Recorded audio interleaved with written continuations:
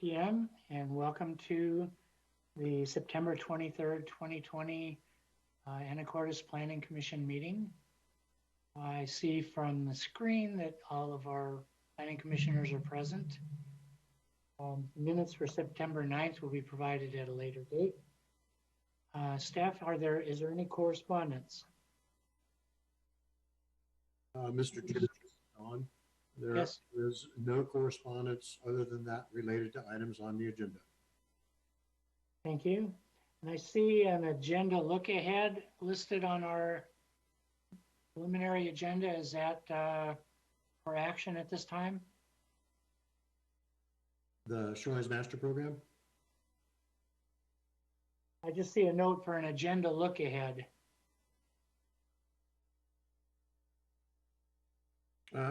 No, what we're doing at a staff level is we are reformulating the agendas to show the Planning Commission what will be upcoming in the future meetings.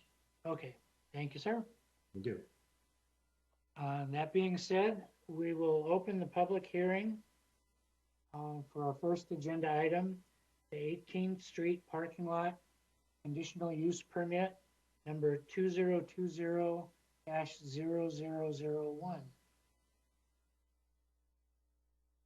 Do we have a staff presentation?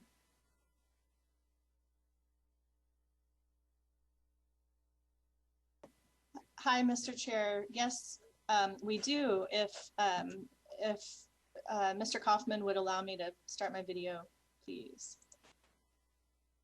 There we go. Hi, everyone. And just another moment, please, while I get the presentation up.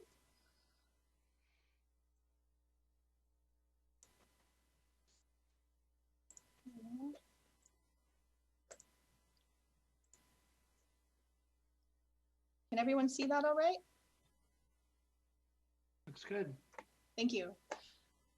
So yes, hello, good evening, everyone. I'm Libby Grage, Planning Manager, and I'm going to be presenting the staff report for CUP 2020-001, which is a conditional use permit application for a new parking lot at 1015 18th Street here in Anacortes.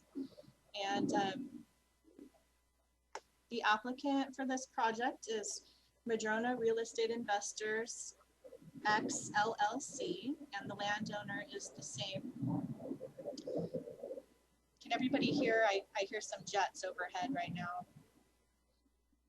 We're okay. I'm going to pause for just a second so I can hear myself.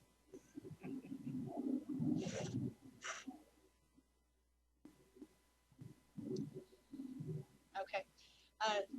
Yes, so the project proposal is to construct a private parking lot, and the application type before the Planning Commission and here for a public hearing is a conditional use permit.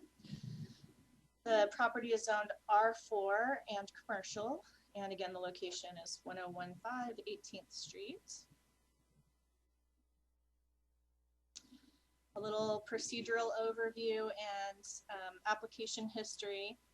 Again, the type of permit is a conditional use permit, and per our review procedures in the Anacortes Municipal Code, it is a type 4 City Council review process, which means that the Planning Commission will hold the pre-decision open record public hearing, and then after deliberation, make a recommendation to the City Council regarding the conditional use permit, and ultimately the City Council will make the decision on the permit.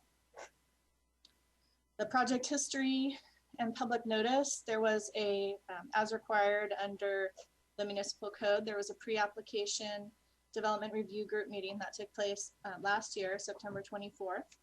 There was also a pre-application neighborhood meeting. And I'm sorry, this is cut and paste error. It was not held virtually. This one was back pre-COVID. So that was in person on October 19th, 2019. A complete application was submitted on May 12th. Notice of application was distributed consistent with our city code requirements, May 27th, and also routed to city departments and applicable agencies for review and comment. And finally, there was a notice of public hearing distributed and published and mailed and signed on September 2nd. And here we are at the public hearing on September 23rd. In your packet that you received, you should have 6 exhibits. There were no additional public comments that came in after the packet was assembled and distributed last week. So what you have already is all there is at this point. Project location. We are just off of Commercial Avenue. So here's Highway 20 Spur, Commercial, and 18th Street. And the black star is the property location. So just kind of a vicinity overview. Here's the market grocery store here. And then Fidalgo Square, I think it is called, the little strip mall, is located just to the north of the site. Here's an overview of the site zoning on our zoning map. So as I mentioned before, the site is split zoned. So part of it is R4 and part of it is zoned commercially. So when we go to our permitted use matrix in the municipal code and look under the R4 zone, we can see that principal use as parking is a conditional use in the R4 zone, subject to this development condition right here, which I've excerpted 1944-060. It says that in the R4 zone, parking as a principal use is restricted to lots abutting the commercial zone and supporting a mixed-use development in the commercial zone. And so that's what we have in the subject instance. Here's an aerial photo showing the project site existing conditions. You can see 18th Street up to the north, Commercial Avenue, a few hundred feet away to the east. Right now, there's an existing single-family residence on the lot and a detached outbuilding, a garage, and a little parking pad on the site. There are existing utilities in the street. 18th Street has water and stormwater, and then the sewer is in the alley. There's this little graveled alleyway that was deeded to the city for alley purposes back in the 50s, I believe, when the city vacated a portion of this east-west alley at the very end here. And then here's another aerial photo showing the split in the zone.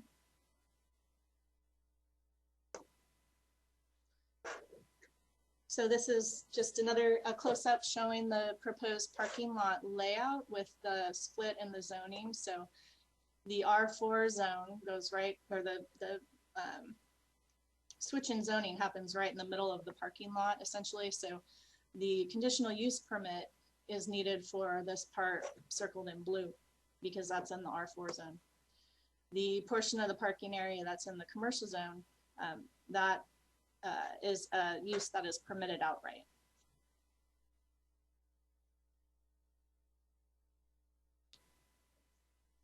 So here's a more detailed site plan. The proposal is for a total of 18 parking stalls.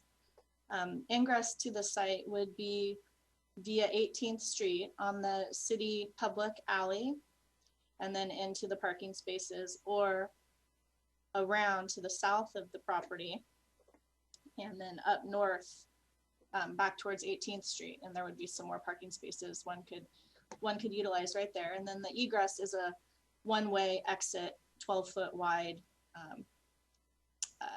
access point right here.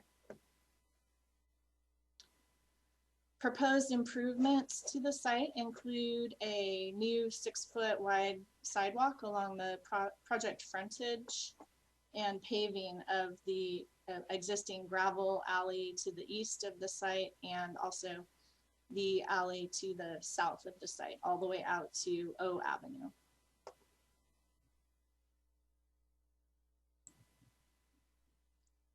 Stormwater generated by the impervious surfaces is proposed to be conveyed to a facility up in this area for treatment before being released into the city's stormwater system, which is located in a pipe in 18th Street. And then I believe there's also proposed a small rain garden down here in the south portion of the parking area.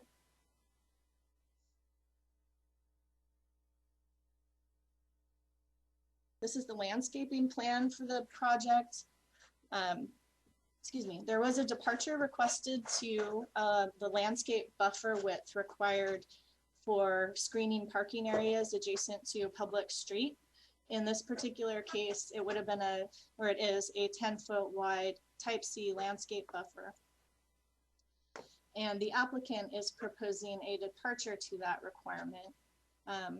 One of the interesting things about this site is that when this alley here was deeded to the city, there was no turning radius provided. And so we have sanitation trucks and other vehicles that are cutting across the corner of this, the southeast corner of this property.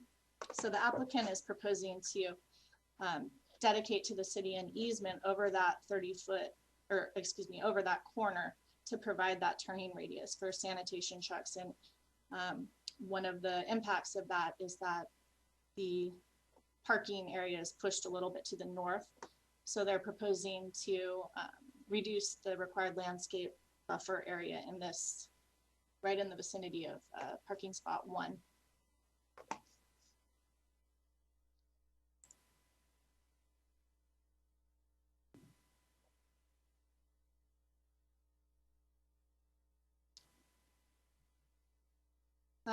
We did receive a couple of comments on this project, and those are in your packet.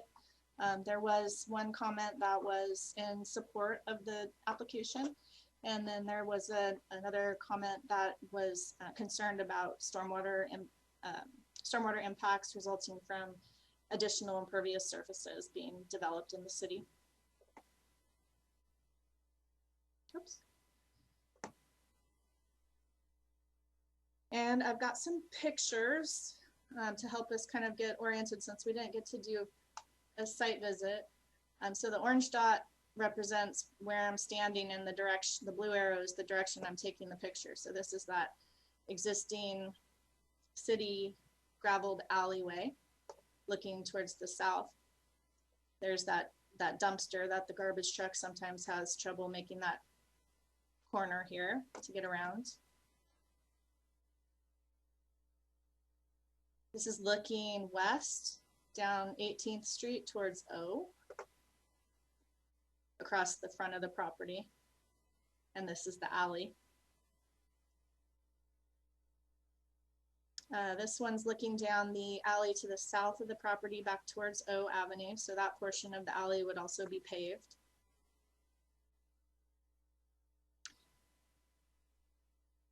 And then this is looking back north towards the shopping center that this parking lot is intended to help support with the additional parking.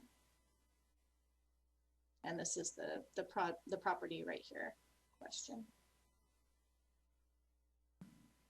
And then this is a photo taken off of O Street, just looking back east down this alley.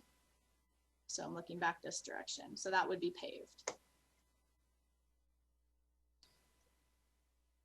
So again, this is a conditional use permit application, and the municipal code does contain criteria for issuing approval of a conditional use permit. And those criteria are evaluated in the staff report that you have. The project has met all of the procedural requirements in terms of the review process, the pre-application meeting, the pre-application neighborhood meeting and noticing. And the department determined that the project is categorically exempt from SEPA review.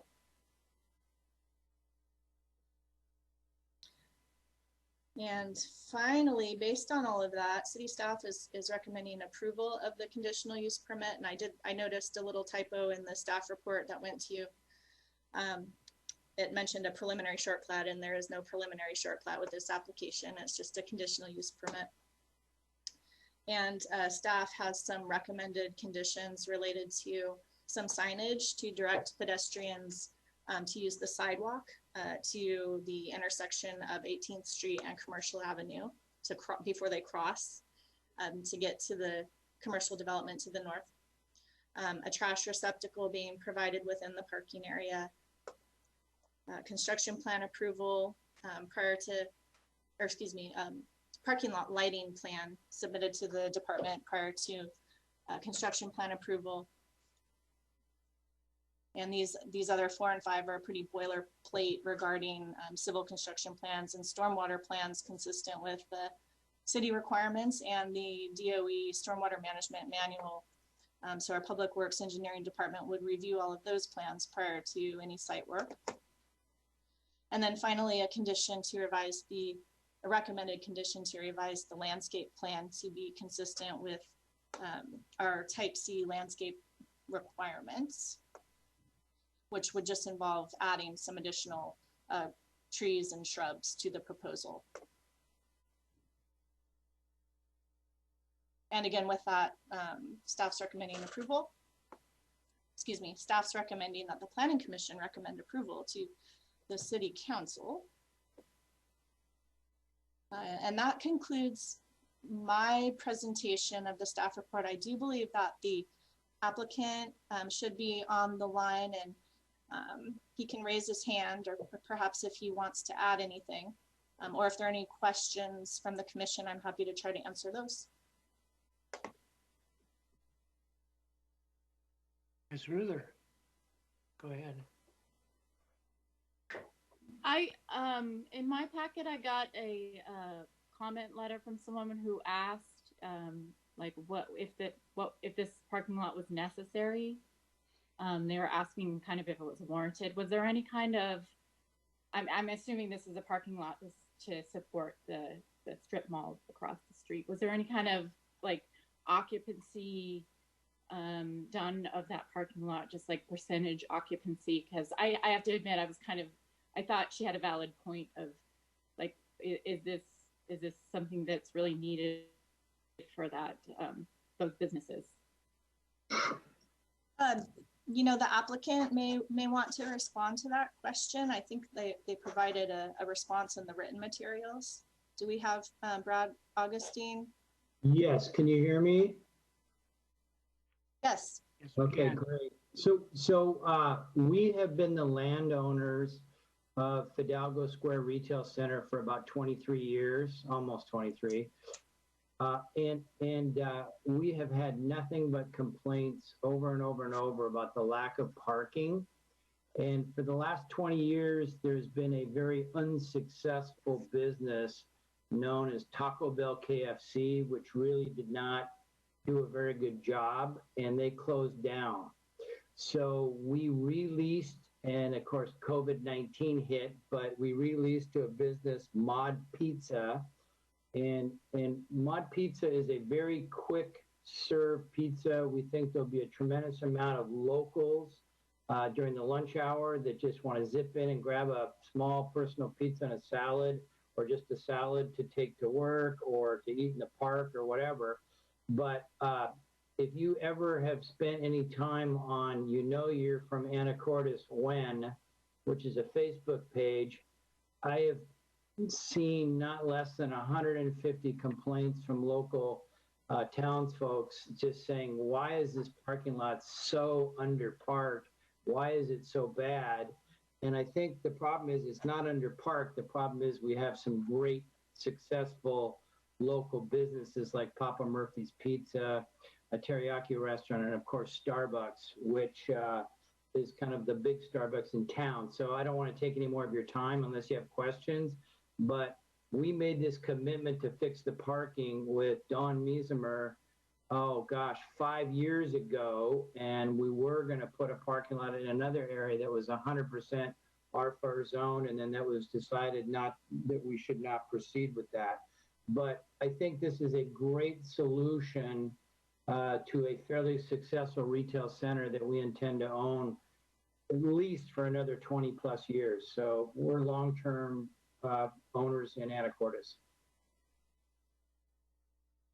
You didn't do any kind of parking utilization study to like have some numbers to back that up though? It's just word of mouth.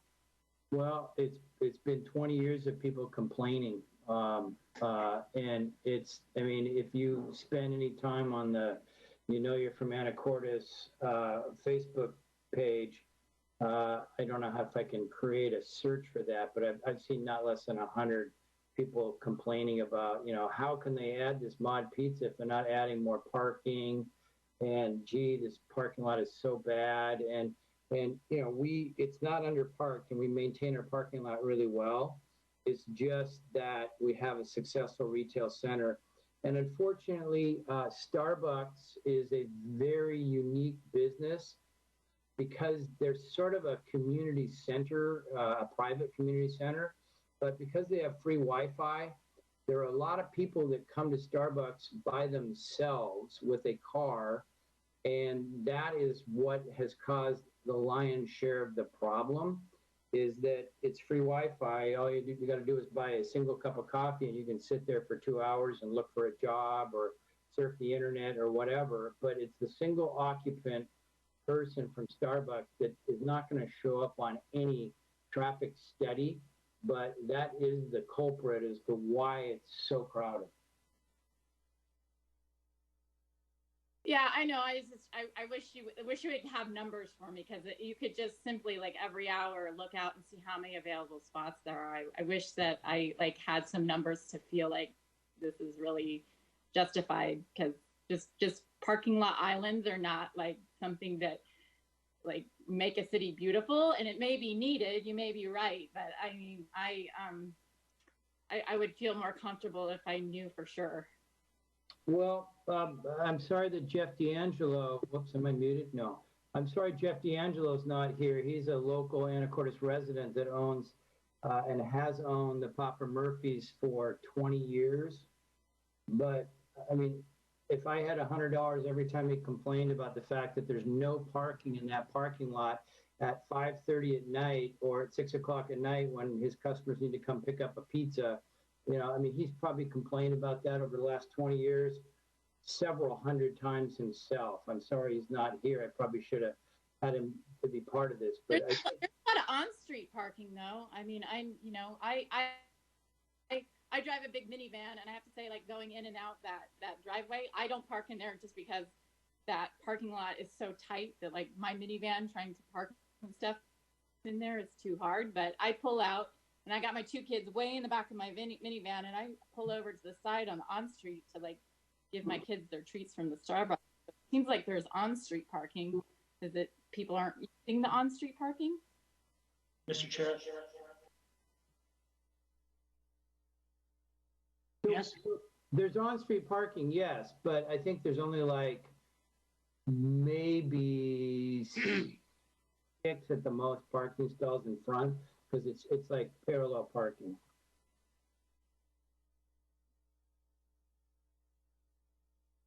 Mr. Mount. Just from my experience in that parking lot, it looks like what we're setting up where people are going to go in and park, try to get to Starbucks, and they won't find a spot, and they're going to have to cross 18th Street and make a left turn into this parking lot.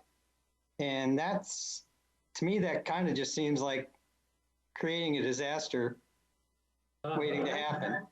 Can I comment on that? Can you hear me? Yes. Yes, Okay. Go ahead. This is employee parking. I'm sorry I didn't explain that. So in the lease, we don't want any parking in our retail strip center to be for employees.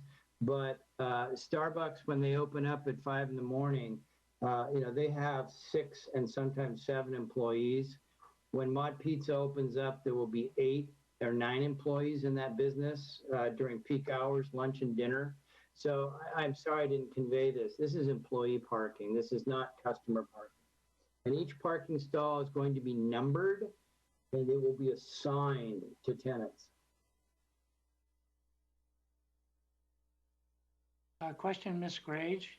Did I read correctly that there were standards for the number of recommended parking spaces based on the type and number of businesses in the development? Yes, the Anacortes Municipal Code has a table that outlines all different types of uses and has minimum standards and then also maximum amount of parking for certain types of uses. So we don't have direct data, but we do have guidelines. And how does this fit within those? I believe that when we looked at it, the proposal to add the additional parking would not exceed the maximum amount that would be allowed for this type of retail establishment. I don't know the specifics about what was required for the existing retail establishment was. That was approved under an older version of the code. Thank you. Go ahead. And Mr. Chair? Yes. Thank you. I was just going to add that the Public Works Engineering Department has reviewed the driveway spacing and intersection spacing with regards to traffic safety and has indicated concurrence with the location of the proposed ingress and egress for the site. Okay, I'll recognize Ms. Ruther. She had her hand up a minute ago. I'm sorry. Yeah, I was asking, and when you showed the first R4 zoning of the conditional use, I think it was one of the first slides. Part of the R4 conditional use says that the parking would support a mixed use development. Is that in the plans for this? I mean, is there a bigger picture here that we should get to maybe get a better sense of this is part of a bigger picture? If there is, I would like to know.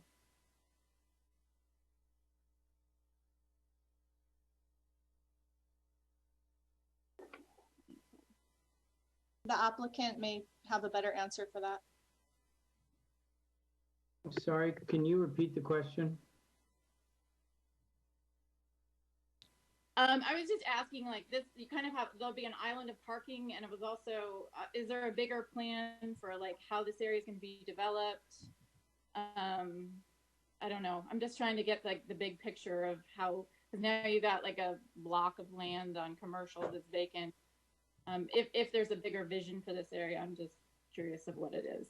We have a wonderful tenant in the rental house, and we have no intention of doing anything with that rental house in the near term.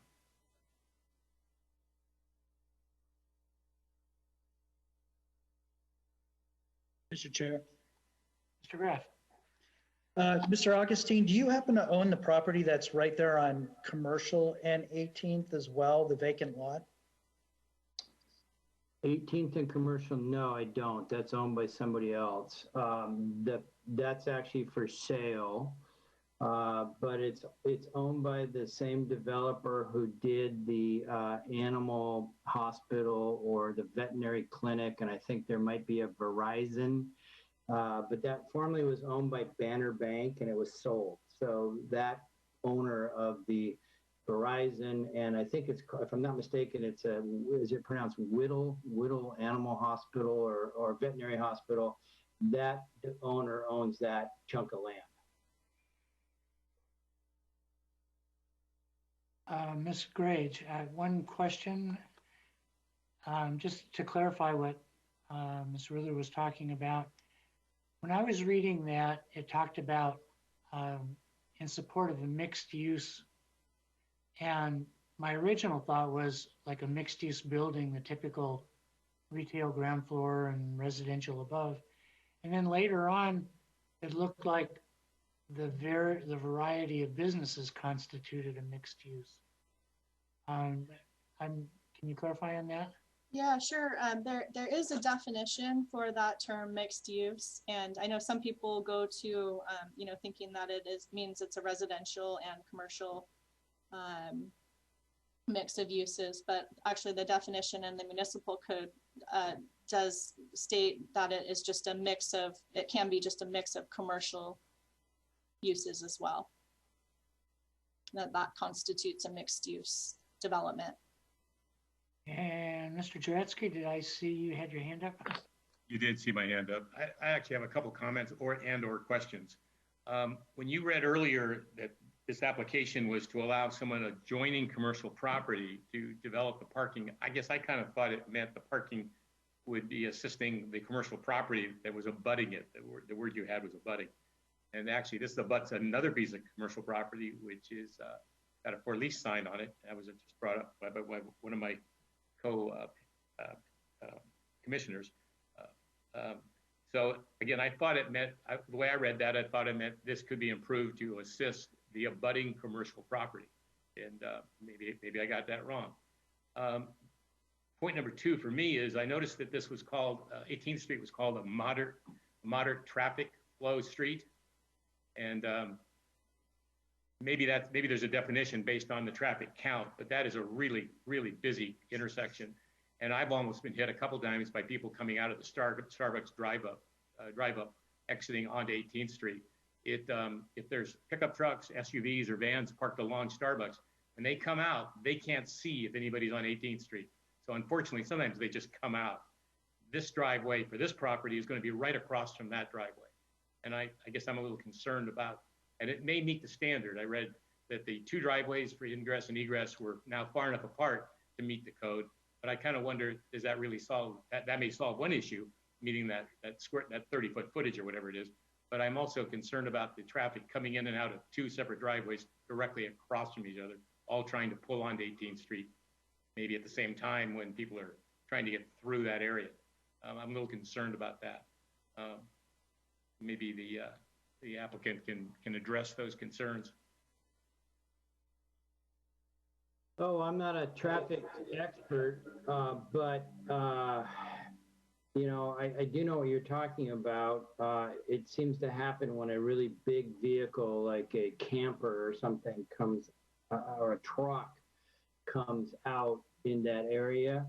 But I think that this parking, most people work an 8-hour shift. And so maybe Starbucks might have some 6-hour shifts, but it's not like it's a traffic jam there. The Starbucks employees, and I think there's 5 or 6 of them, I think they show up between 5 and 5:30 in the morning, or maybe it's 4:30. So that's 5 stalls right there. You've got Mod Pizza, which shows up. My guess is their business rush starts about 11:30. They probably have 4 or 5 employees that come.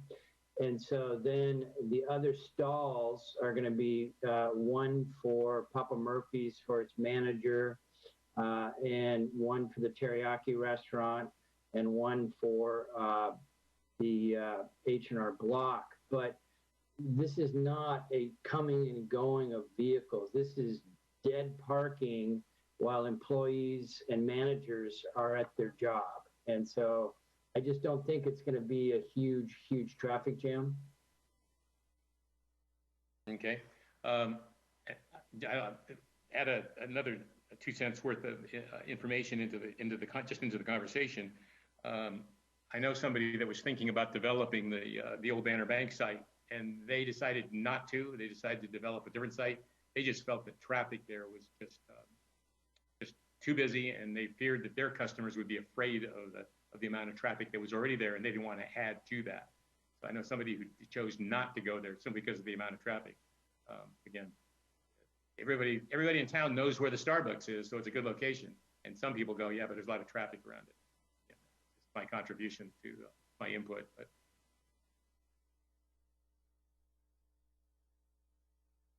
Mr. Rout?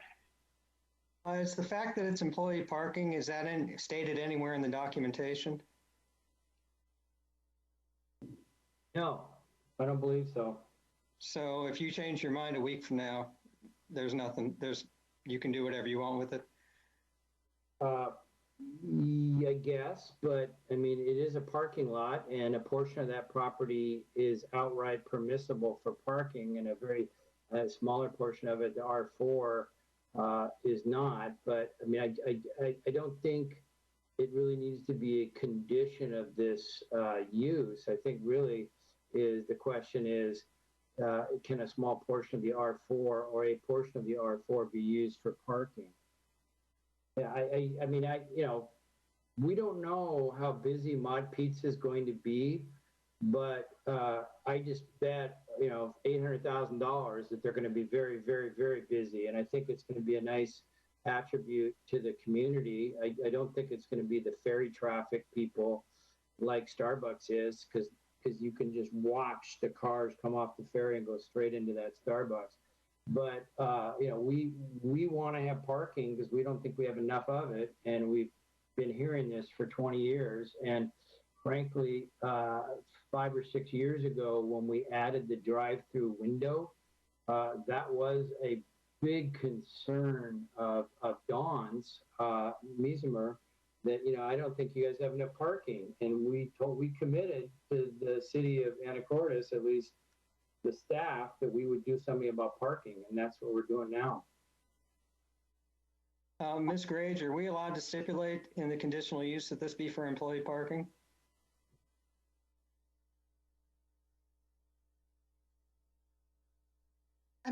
What was that? I'm sorry, was that a question for me?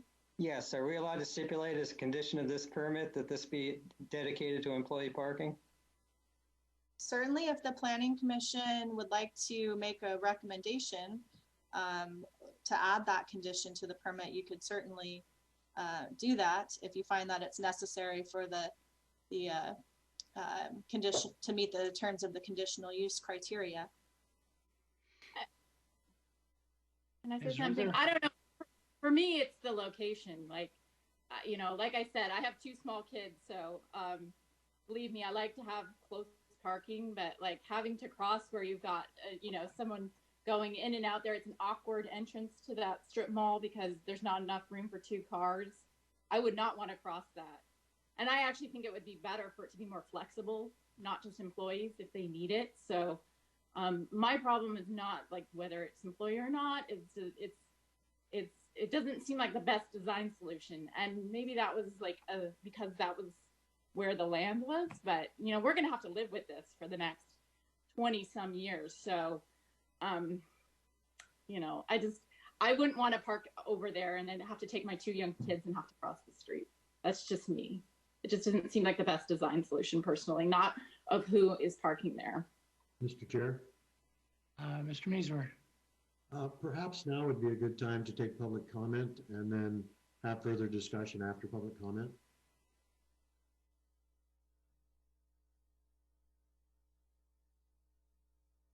I had a couple of people with questions here. Can you hold those for a little bit, Mr. Mount? Mr. Jaretsky? Sure. Yes, yeah. Okay. Thank you. So do we have any members of the public that have comments here? Yes, Chair, we have Ms. Carol B., who was up first. I'm going to allow her to talk and start the public comment screen. Go ahead.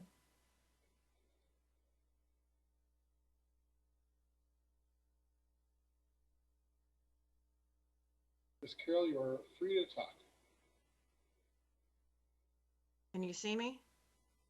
Oops. Can you see me?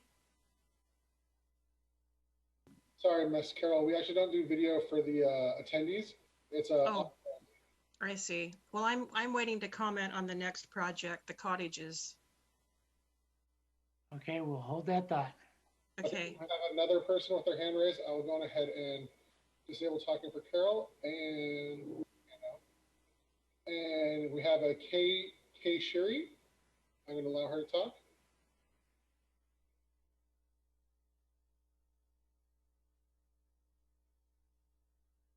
Hi, my name is Kay Shirey. Can you hear me? Apologies. Yes, we can hear you. Okay, I live at 1015 19th Street. And I sent in the comments about, is this parking necessary? And I just want to say that I've never seen that parking lot full. I walked by there the other day and there were cars parked all up and down the street, but there were 20 free parking spaces in the parking lot itself. And there's also a parking lot behind Mod Pizza. So that's kind of what led me to question whether or not this additional parking was necessary. Thank you. Any other people to comment? We do not have any more members of the public with their hand raised. Okay.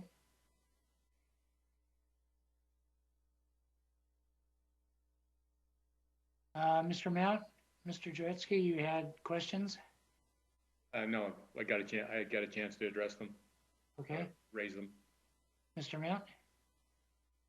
My comment is I spend a little bit of time in that area, and a lot of people park at Walgreens right now and cross Commercial Avenue to use these businesses. But my concern is that this isn't underparked, it's overdeveloped. And to be honest, and it seems like this should have been thought of when the property was originally developed. Having a half dozen businesses in the same in the same shopping center that have the same peak business times. I'm just, I'm concerned that this wasn't planned out, and now that we want to just create more pavement to solve a problem that should have been solved when it was developed. Mr. Graff, I saw you had your hand up. Yeah, I've got a couple of comments as well, and I agree with the comments from the rest of the commissioners. I think what's interesting here, though, is the point that Mr. Mount makes is a very valid one. But I mean, what do we do about it, right? Unfortunately, we can't go back 20 years and say, well, I wish we could have.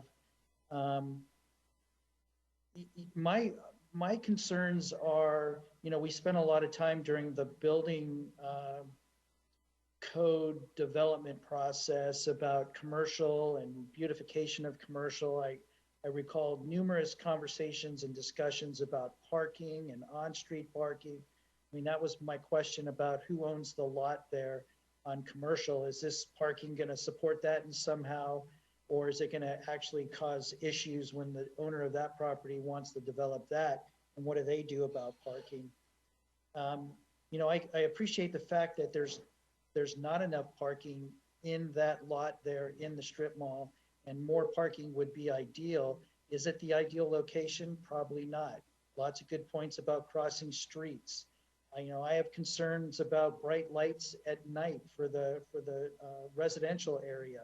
I've got concerns about more signage. I think we've got plenty of signage in town already to tell people to use a crosswalk when that should be common sense.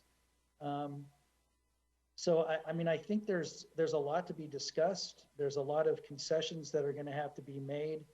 I think at the end of the day, though, we're dealing with a lack of parking, and Walgreens is not the answer. Parking on 18th Street is not the answer. I'm in favor, but I think that there's got to be some conditions here and some expectations that the city places on the developer. Mr. Miesmer, you're muted right now. Thank you, Mayor. So if I might recommend perhaps closing the public hearing and then discussion and deliberation with the commissioners. Okay, before we do that, shall we check with Mr. Augustine? Does he have anything to add? Yes, I'd like to. So Jeff, I don't think, I've been involved in real estate development for almost 40 years now. And so we hire traffic consultants for parking. And I honestly can tell you, when we built the retail center, the requirement in the development code was 4 parking stalls per 1,000 square feet of development. We own retail strips with Starbucks at other locations. And Starbucks, because they give free Wi-Fi, it creates a very, very unusual situation in that many single occupant cars come, and they don't just come in and grab a cup of coffee and leave, but they sit there for an hour or 2 hours. There's not one traffic study that I've ever seen that even deals with the type of tenant. So they just put all retail in one classification. and they say all retail should have 4 parking stalls per 1,000. And I believe that number has actually been reduced. Don might comment about that, but I think it's something like 3 point something now, because they expect more and more people not to drive, but to ride bicycles or walk or use alternate forms of transportation. But honestly, if Starbucks was not at that center, we really and truly wouldn't be talking about parking. They can have 20 to 30 people that are single individuals sitting there, and some of those people walk. Some of them, might ride a bike, but the lion's share of them are single occupant cars. And there's not one traffic study out there that deals with that type of an issue. But unfortunately, it's just a fact of life. And the fact that people go there is great. It's successful, but it does create a traffic problem, and that's why we need parking. Thank you, Mr. Augustine. I think we can continue further discussion, but shall we close the public hearing portion of the meeting? I would like to ask a couple of questions here. Mr. Meisner, are there other examples of parking situations like this elsewhere in the area where conditional use permits have been granted for parking overflows, I guess you would call it? And then the second question is, what is the impact on the conditional use permit if the property is redeveloped? How is that handled? Thank you, Mr. Chair. So other conditional use permits for similar uses, no, I can't think of any right now. And as Mr. Augustine mentioned, he does own that entire parcel. And so in the future, they may develop that with, some other use similar to maybe multifamily, I don't know. And at that time, there might be some concession that that development might be able to also use the parking area. The commissioners have, some choices of, you can look at this and say, well, we're going, to recommend denial of the conditional use permit. The applicant can always develop the parking in the commercial portion without a conditional use permit. And so Libby could share maybe the parking site plan that shows the zoning. And this is an example of some areas in town where we have split zoning in the middle of a lot. And it's unfortunate, but it has occurred. Over the years, upcoming years, I suspect that we'll look at how we might be able to move those lines so that they coincide with the actual lot line instead of running through the middle of a lot and through the middle of zoning like this does. But I think that over the years, I actually did a lot of the reviews on that strip mall when it was constructed about 20 years ago or so, as Mr. Augustine said. And with the requirements for parking at that time, at 4 per 1,000 square feet, it met all of the requirements. I don't think anybody expected how successful Papa Murphy's would be, nor Starbucks would be. When you look at Papa Murphy's at 4 per 1,000 square feet, and they actually only have they have less than 1,000. They have 500 square feet probably of actual area. The rest of it's all kitchen. But they're a very successful business, and people are coming and going all the time.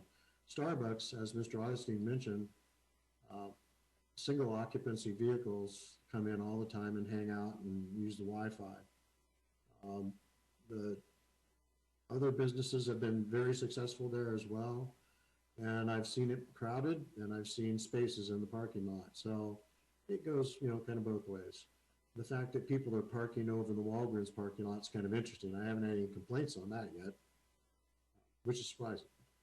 I think that, we, as a planning commission, you can look at this and determine whether you want to add some more conditions, or the recommendation of council could include, you know, your desires as to whether or not for approval or denial.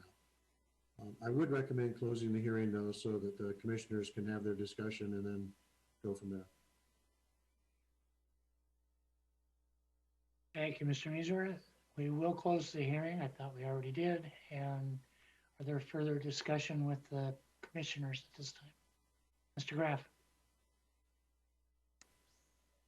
I think it's kind of an interesting point that, you know, Starbucks in their business model offers a service that actually causes, you know, the problem here with the need for this overflow parking, if you will. And I'm wondering if the landowner or whether the city has talked with Starbucks about this issue. If you know, if we have a real concern about allowing this parking lot to go in, whether it's just on the commercial side or it's on both the R4 as well as the commercial, you know, again, I'm opening this up for a discussion because I think it's an interesting point. And Mr. Meismer, do you know if there's been any discussion with Starbucks regarding this? Thank you, Mr. Graff. You know, I've not had any conversations with Starbucks in regards to that particular portion of their business model. And I'm not sure if Mr. Augustine has either. Mr. Augustine could certainly weigh in even at this point. Ms. Ruther, I see your hand up. Yeah, I have a question. You know, doing a percent utilization for a parking lot, you don't have to be a transportation engineer. I feel like with this problem, we don't have a grasp on it because we don't have any numbers, and it is something that we can quantify. Like you could do a percent utilization, you could even extend it out to the like on-street parking. If you think Walgreens is a problem, you can include it in there.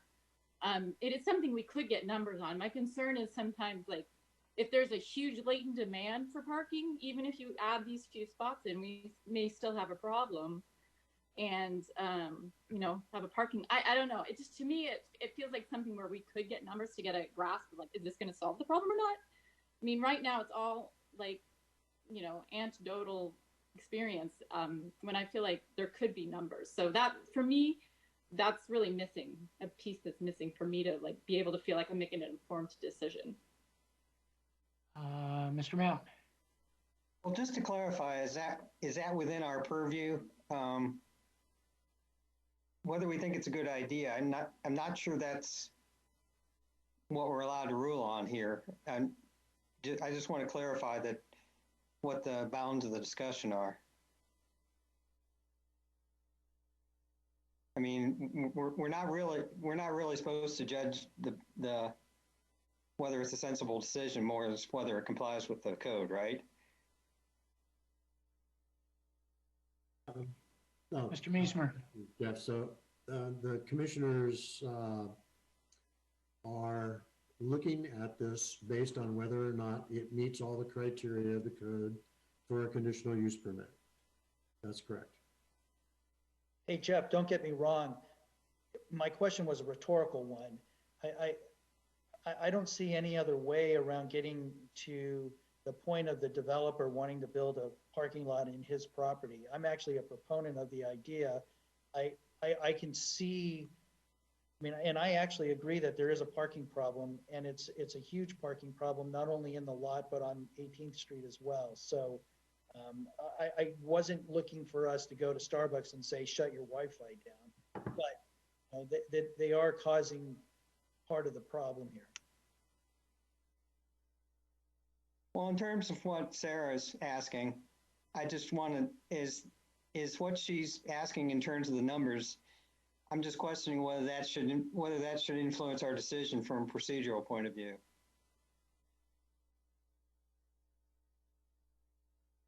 Mr. Chair, if I may. Yes. So if the commissioners feel that they need more information, they can certainly ask for more information from the applicant. If the commissioners, as a group, as a whole, feel like you need to have a parking analysis, then we could get back with the applicant, let them know that they're going to need that, and come back at a later meeting if that's what the commissioners want with those numbers. I saw Mr. Courtwright's hand first and then Mr. Jaretzky. Yeah, I just wanted to make a comment. I use that area pre-COVID about 5 to 7 times a week. And prior to COVID, I was going over to Walgreens because I couldn't find a space, a safe space to park. But ignoring that, being pragmatic, the owner can build 9 spaces. And the only thing he's really doing in addition to that is putting another 9 spaces in an area that has a crappy looking gravel road and a not so pretty garage. So I don't see the big deal here. I mean, at the end of the day, if the employees are going to park there, they're not going to be moving in and out. And there just might be, not for sure, but might be, less parking on 18th Street, which is dangerous. Mr. Jaretzky. Yeah, I just want to make sure I understand this. If the property owner wanted to develop the 9 parking spaces on the east side, we wouldn't even be having this conversation, correct? That's correct. So the only reason we're talking is whether we're going to change or allow him to do that in the R4 zone. Correct. Correct? Okay. I just want to make sure I got that right. Thank you, Mr. Measer.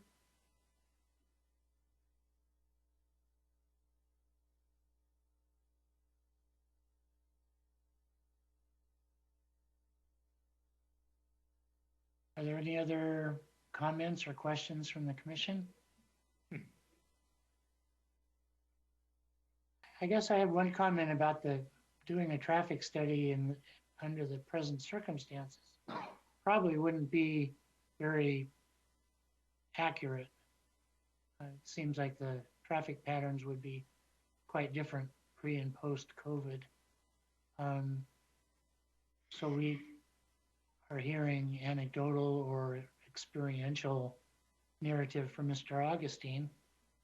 I don't know what's the sense of the commission here on seeking more information, setting conditions, or moving ahead. I have not heard I don't have a sense for where everybody wants to go with this. I don't think it hurts anything. You know, I will say my bias here. My bias is that I worked on the Woodinville downtown plan as a transportation planner and worked a lot with parking. And parking, if you let it uncontrolled, can, like, if you're trying to get a walkable area, it'll ruin it. So my fear is that this doesn't fit into the big picture, which maybe, as Jeff said, is not within the code purview. So if that's the case, then it's not. But I also feel like I'm a numbers person. I mean, I worked in transportation. It's a quantifiable subject. So I do feel like it's not that unreasonable to say, like how much is the demand? Usually you get a peak hour demand that, you know, if you have 100, if you're filled at 100% for 90% of the day, we can be like, oh my gosh, you know, you need a lot of parking. So I don't feel like that's an unreasonable request. You know, if everyone is just a go on the parking, then fine. It's, you know, it's just my bias because I think parking lots have to be designed in the right way to add to a commercial area. And my fear is that this one is not going to.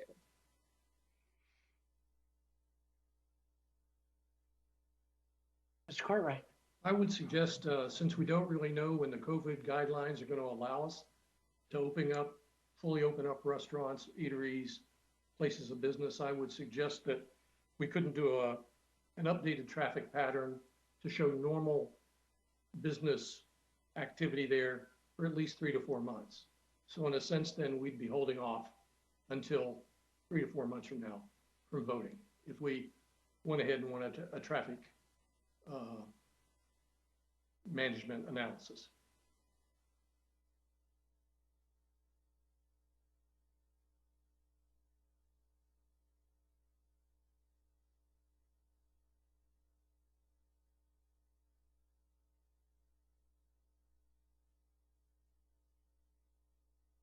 Mr. Ms. Chair. Gage. I was just gonna share, I just pulled up a code section. Let me see if I can share it with you. Can you see that? No? Not yet. Sorry. I was just looking at our current parking requirements. Mr. Miesmer or Mr. Augustine mentioned that the retail uses used to be 4 spaces per 1,000. And it looks like, yes, the code has reduced the minimum requirement to 3 per 1,000 square feet. And there's a maximum of 5 spaces per 1,000 square feet for centers less than 15,000 square feet net floor area.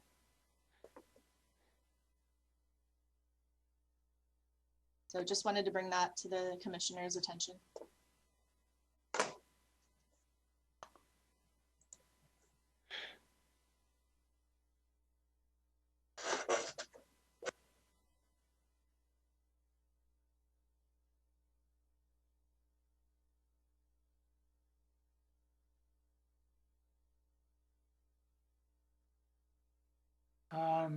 Mr. Miesmer,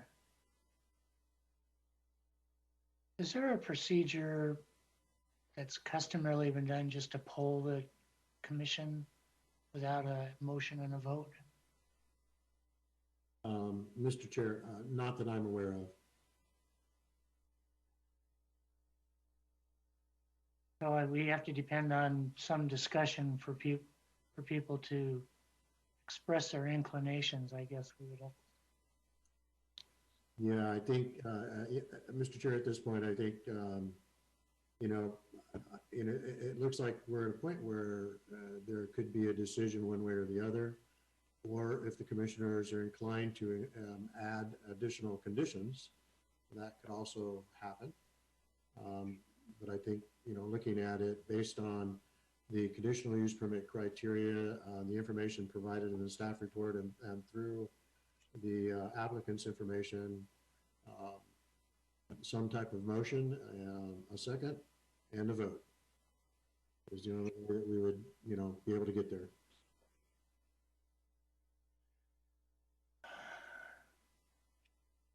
Well, I don't have strong feelings one way or the other. The one person mentioned a condition that dedicated this for employee parking.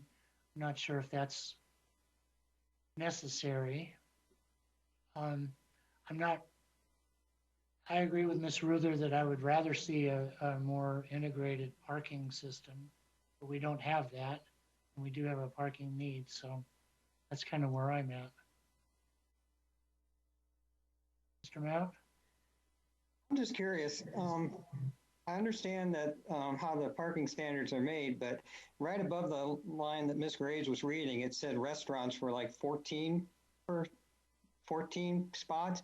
And considering that everything in this parking lot is serving a restaurant, I know that's still technically a retail establishment, but I'm just kind of wondering if that weighs in. 14 per 1,000 square feet. This isn't really retail. I know technically it is, but I'm just kind of curious as to how that works, because everything in this retail shopping center is a restaurant. And is that pertinent at all? Mr. Chair? Yes, Mr. Measer.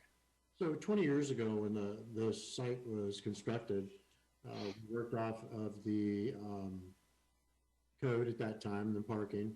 And I believe restaurants at that time were 14 per 1,000 as well. And when you deduct out the kitchen area, washroom areas, etc., that site met all of the basic parking requirements necessary. And if you look at what's required now under restaurants for the minimum parking requirement, it's only 5 per 1,000 with a maximum of 14 per 1,000 net square feet. So, and a good example of that is, again, Papa Murphy's. And you know, they really only have less than a 500 square feet area that would require us to allocate parking for that space. And that's the area where folks come in and pick up their pizzas and then typically leave. Starbucks, with their seating area, which has grown over the years and taken over another space, you know, again, the kitchen area is not included in the calculation for parking, and nor are the washrooms. So when it was constructed, it met all the requirements, and then as they've added on, it also has met the requirements. So this, you know, this parking lot, you know, what I've seen is that there are times of the day when the existing parking areas does get a little overcrowded. So taking some of the vehicles off of the street for the employee parking, I think that's something to consider. Thank you.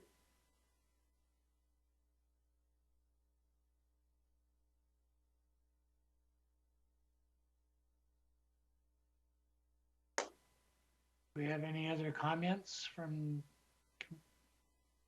commissioners?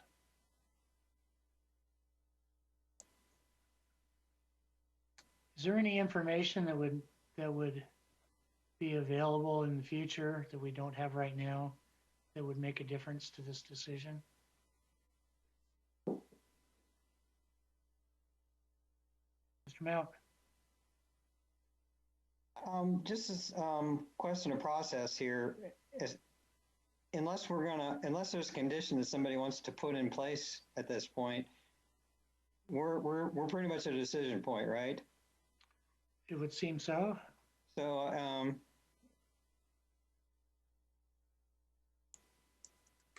if Ms. Ruther wants to put in a condition in terms of the usage at all, if you want to make a motion to that point, that would either we do that at this point or we move on. Is that just to clarify? So it's more a procedural question than anything else. If we're not going to make a motion, then I believe if nobody's going to make any further conditions, then I'd be willing to make a motion, but I just want to make sure nobody wants to put any more conditions in. You could always make a motion subject to proposed amendments. Then I would move that we grant the conditional use permit subject to the conditions stated by staff. I second. Okay. So do we have a staff person to call the roll, or shall I do that? Mr. Chair, Yes. just for our recording secretary, could the person who made a second, could you identify yourself, please? Courtright. Thank you. So And we have Mr. Mount has made a motion, seconded by Mr. Courtright, and we need to call the roll. And Point of order, if there's further discussion, this would be where we'd make amendments. Yes. so Before we call the roll. Are there any other comments or amendments offered? and Mr. Eichels can call the roll when you're ready, Mr. Chair. Looks like we're ready. Mr. Eichels? Right. Aye. Mound, Aye. Ruther, Nay. Enzi, Aye. Graff. Aye. And Jaretzky. He's muted. You're on mute. You're on mute, Mr. Jaretzky. I deny. Not in favor. I'm sorry, can you repeat? Yeah, not in favor. Thank you. So we have 4 votes to approve and 2 to deny. So a motion passes. Motion passes. Okay. Thank you all. We'll move on to our second agenda item. We'll open the hearing on the Crossings Cottage Development, LPS 2020-0001. Staff, do you have a report to share?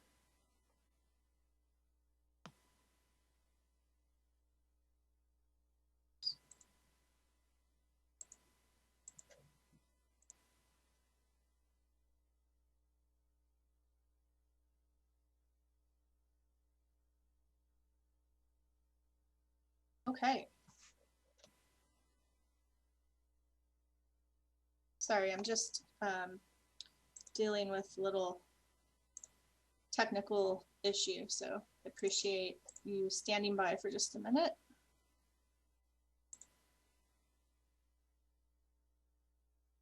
There we go. Can everyone see my screen? Thank you. Okay, so the next item on the agenda is a pre-decision open record public hearing for city file number LPS 2020-001, the Crossings Cottages. The applicant is Anacortes LLC and the landowner is the same. The project proposal is to develop the land into 21 lots for future development of 18 cottage housing units and 3 standard single-family detached units. The application types that are requested by the applicant include a preliminary unit lot subdivision and site plan review, type 2. The site is zoned R2, and the project location is 1905 Anacortes Mine Road.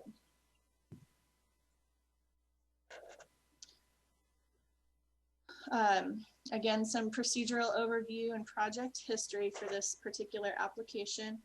The types of review that the application are subject to is site plan review, a level 2 site plan review for the cottage housing portion of the site, and preliminary unit long subdivision review.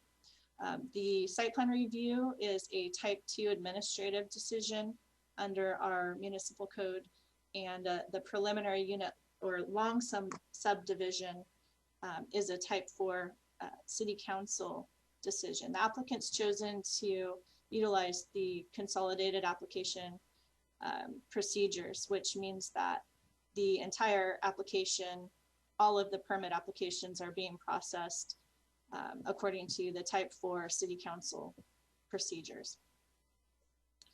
So that means that the planning commission is the body that will hold the public hearing and make a recommendation to city council on both permit types, and then the city council will make the decision.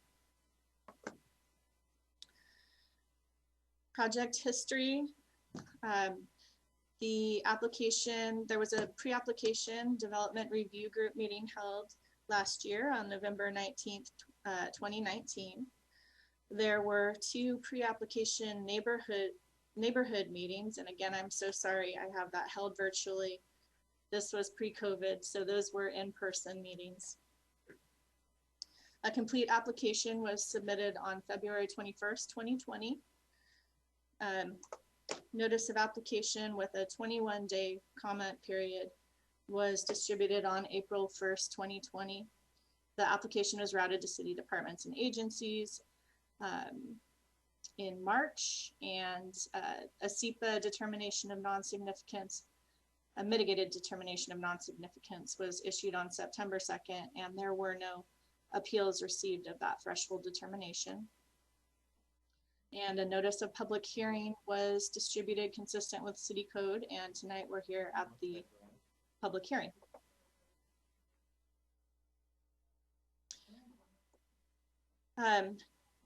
The exhibit list, so you have your packets, which included 11 exhibits when they went out last week.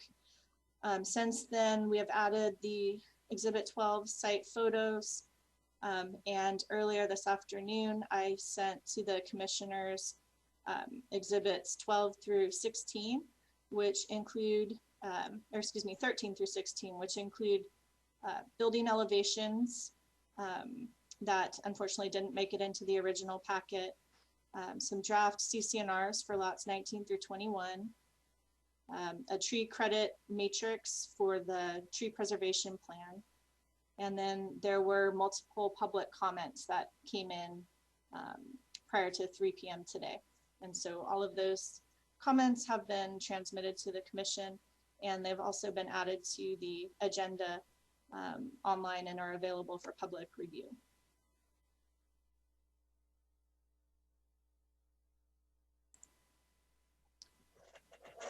The project site location is in central western Anacortes, just east of the Anacortes Airport. Here's the airport here.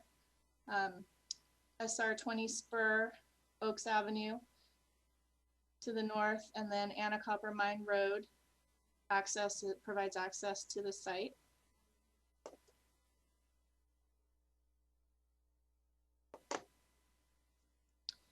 The site has a residential low density future land use comprehensive plan designation. So this is the map from the comp plan that shows all of the future land use designations. According to table LU1 in the comp plan, single family detached dwellings are the primary dwelling type in the R and the low density 2 residential zone, but cottage housing may be allowed under certain circumstances. And the comp plan also contains other land use and housing policies that encourage integration of cottage homes into existing residential neighborhoods, subject to design standards. And I've listed a couple of those policies here. So the project site is zoned R2, and that is an implementing zone of the residential low density land use designation. Anacortes City Council made some fundamental land use planning choices during the 2016 comprehensive plan update and the 2019 development regulation updates related to land use and density permitted in the different zoning districts within the city. And those relate to the type of land use, density permitted, and adequacy of public facilities. So during that legislative process to update the development regulations, there were adjustments to permitted uses, form and intensity standards, and other development regulation changes that were intended to implement those land use and housing comprehensive plan goals and policies.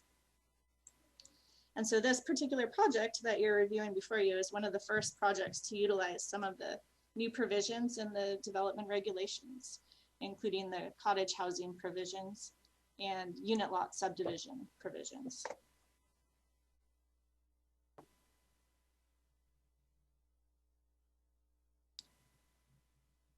So this is a table from the Anacortes Municipal Code showing that in the R2 zone, which the subject site is designated, single family homes are permitted use and cottage housing is a permitted use.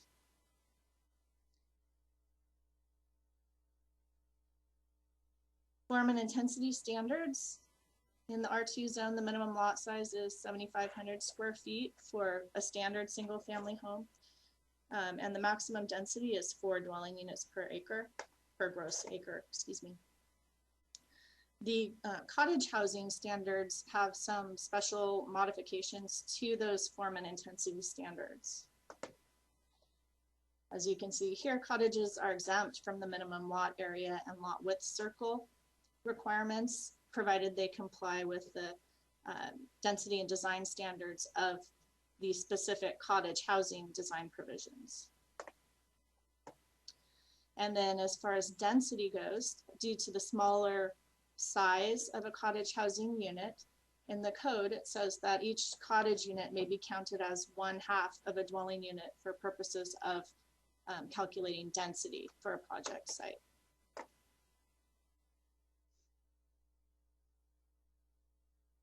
And I just, because these are our new provisions, I'm spending a little bit more time kind of talking about them. And since it's kind of the first time that we've had a project utilize these, the unit lot subdivision provisions were new in 2019 as part of the development regulation updates.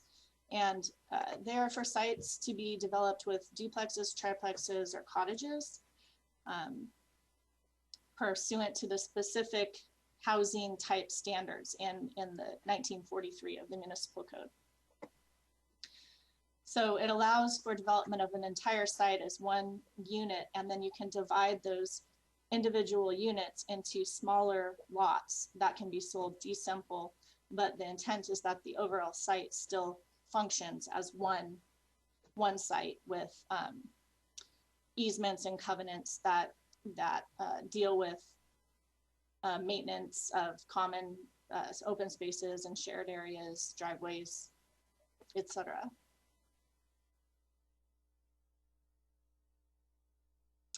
And then, as I mentioned, the cottage housing provisions are also a new type of housing that were added to the development regulations in 2019.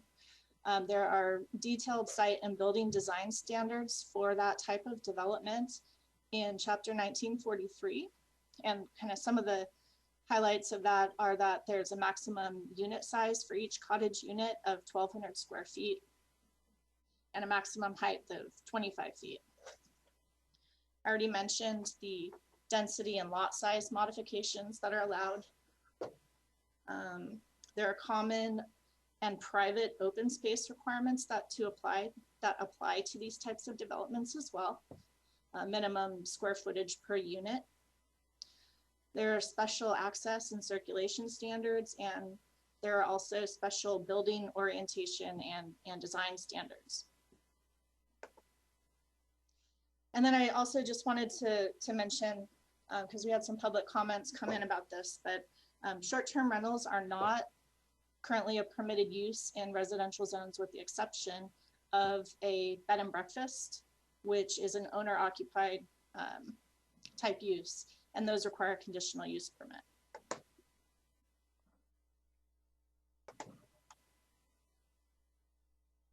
So these are just some aerial photos. I thought it would be interesting to see kind of the overall neighborhood in the project vicinity and see how it's developed over time. This first one was taken in 1969, and these were from the Skagit County IMAP aerial photos. So you can see 1969, not a lot of housing at all in the area. 40 years later, in 2007, there's quite a bit has filled in to the north and to the east, and the Rock Ridge area is starting to be developed. And the airport is there. And then finally, this last one is 2019, and you can see even more housing units have been filled in. I think this is Eagle Ridge, Pennsylvania Avenue, and the later phases of Rock Ridge down here, more recent housing development. So lots has happened in this area over the last 50 years. So moving in on the project site, existing conditions. So this is the project site outlined in red here. It's approximately 5.2 acres. There's a single family residence and a couple of outbuildings located on the property currently. These trees, there's quite a few Douglas fir trees and pasture grass located in the upland area. And then the site slopes downward to the west towards this Category 3 wetland on the western portion of the site. Surrounding uses include single family development to the north and to the east and south. And all those surrounding areas are zoned R2. And then the airport is located across Anacortes Mine Road to the west. And that's got aeronautical zone and light manufacturing zones to the west of the property.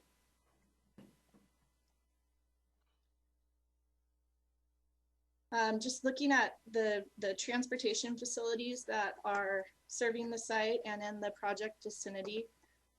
That's been one of the major issues that folks have had concerns about in the public comments that we've received. So I just wanted to provide some context for some of the comments that you'll get tonight and some of the discussion we'll have. So Anacortes Mine Road is here, north-south, and the property, subject property is down. Can you see my cursor when I'm moving it around? Okay. I would feel silly if you couldn't see that. So this is the project site, Anacortes Mine Road. The site currently accesses off of a gravel driveway along the north from Anacortes Mine Road, and the driveway comes up and serves the house here. There's also access available down here off of West 12th Street and Oregon Avenue. There's an undeveloped portion of right-of-way where the panhandle of the site abuts on the south part of the site. And this is a photo trying to show you what that looks like there. This is the end of the road there. And then if you look in this area, those are the houses to the north right here on Meadows Lane.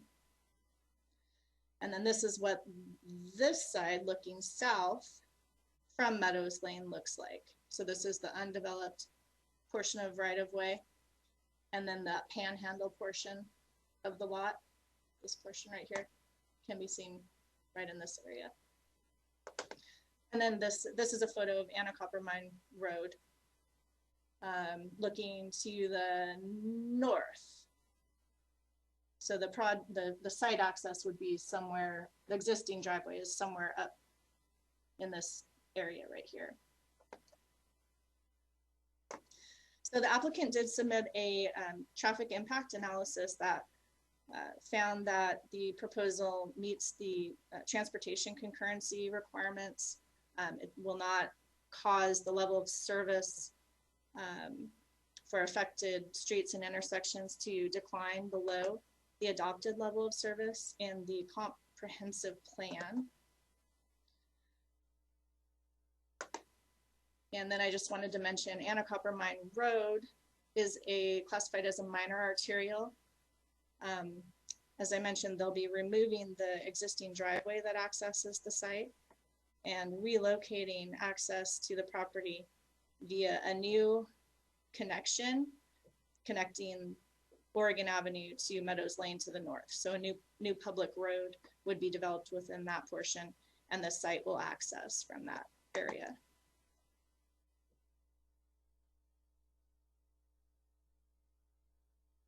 Feel free to interrupt me with any questions there may be.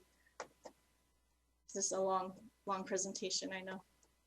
In that case, I have a couple of questions. Sure. I noticed the elevation lines that showed on the previous slide were fairly close together. So I assume that means that's sloping down towards the wetlands area fairly steeply. It's about half. Sorry, go ahead. The reason I ask is that part of the plan appears to call for substantial regrading and fill, presumably to level this lot out. Somewhere else in the comments, there's a discussion of a high water table. So at some point during your presentation, can you address the issue of the extent to which the grading and the water table interact? Is that problematic, or how is that going to be resolved? The second comment here up to now, the Panhandle planned road was previously plotted as a road. Is that correct? Yes, my understanding is that it's undeveloped, it's right of way. It is right, it's a established right of way. I believe so. Okay, thank you. Yeah, and we'll talk a little bit about the grading and the water table later on, and I might ask for some assistance from Steve Lang in our Public Works Department to talk a little bit about that as well. He's got some experience with water issues in the neighborhood. Oh, wrong way. Okay, so now I've just got some site photos for you. This is Anacortes Mine Road and then the project site. And then I'm standing right here, taking a photo up the driveway to the east. This is the grassy area that's in the buffer for the wetland. You can see it's mowed grass, looking in towards the wetland here. It's just a closer up image of the pond wetland. And then looking across towards the development located just to the south. Eagle Ridge, I think that one's called, on Pennsylvania Court. And then looking across the mowed grassy area up towards the house on the property, the existing single family residence. This is that, I'm standing up on the north side of the property looking at this, it's a stormwater drainage tract that was dedicated for stormwater conveyance as part of the Copper Pond development when that went in. I don't know how many years ago, Dawn might know that. And then these are some photos from the upland portion of the site, the driveway coming up to the house, and you can see the existing trees located in that area. The existing house and detached garage. And then looking back towards the, this would be kind of the more developable portion of the site, the upland portion. So looking kind of northeast. And then now we're looking south all the way down that panhandle towards Oregon Avenue. I think these shrubs are right here. And then this is just a little bit closer to the south, looking down that panhandle. This is a picture of Meadows Lane where it comes into the project site. This is approximately where the new entrance to the cottage portion of the development would be located. Okay, that's the extent of my site photos. So this is a site plan showing the proposal for the unit lot subdivision. As I mentioned, the proposal is for a total of 21 lots. There would be 18 cottage unit lots, which are located on the northern portion of the site.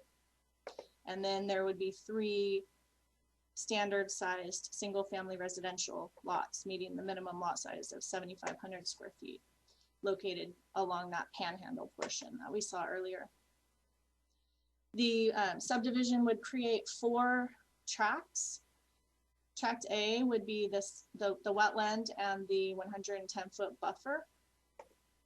Tract B would be the stormwater pond and stormwater facilities around the perimeter of a portion of the site. Tract C would be the access road, the private shared access drive, providing access to all of the units. And then Tract D is the common open space areas. As I mentioned before, access to the site is proposed to be via a new site entrance off of Meadows Lane. This would be a private shared access drive to access the cottage units. It would be a minimum of 20 feet of paving, and there's a 5-foot wide sidewalk that comes along one side of the driveway. And then there are also, you'll be able to see it better on the site plan, but there's pedestrian pathways throughout the common open space that leads the front door, or leads from the front doors of the units that are oriented around the open space to the street and the sidewalk. Oregon Avenue, as I mentioned, is proposed to be developed to a low volume local street standard, which would consist of 20 feet of pavement and a 6-foot sidewalk on the west side. Stormwater resulting from the impervious surfaces and new hard surfaces, really simplified description, but the proposal is to route the stormwater from a portion of the site. I think there are different drainage basins, so the stormwater flows different directions depending on where you are on the site. But the majority of the water would be collected and routed to this pond in Tract B, where it would be treated and detained prior to being released back into the wetland to maintain the wetland hydrology. The stormwater from this particular access alley, the driveway here, is proposed to be dispersed into the wetland buffer consistent with the Department of Ecology requirements. And then stormwater from the new lots and the new public road, Oregon Avenue, is proposed to be routed to the existing stormwater pond offsite in the Rockbridge development. Utilities exist, water and sewer and storm exist in Meadows Lane, and so those would be extended onto the site to serve each of the new units. This is the cottage site plan. As I mentioned, there are 18 total proposed cottages, and each one is a maximum of 1,200 square feet and a maximum of 25 feet in height. The proposal is also to include one 300 square foot attached garage to each unit. Open space is provided for each unit in the amount of 200 square feet per unit. And you can see the green areas here are showing the private open space, fulfilling those minimum requirements. And then common open space is also required to be provided at the rate of 400 square feet per unit. And so these areas here and here, here, and here are proposed to fulfill the requirements for the common open space.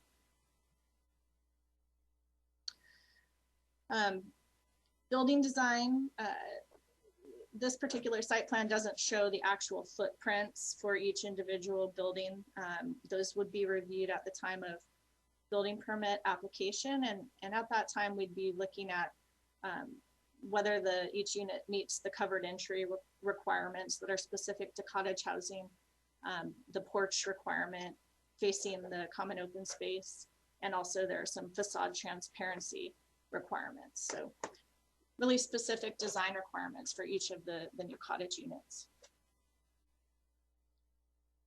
And this is that cottage elevation that I told you about that didn't make it into the initial packet, just giving an example of what the units would look like.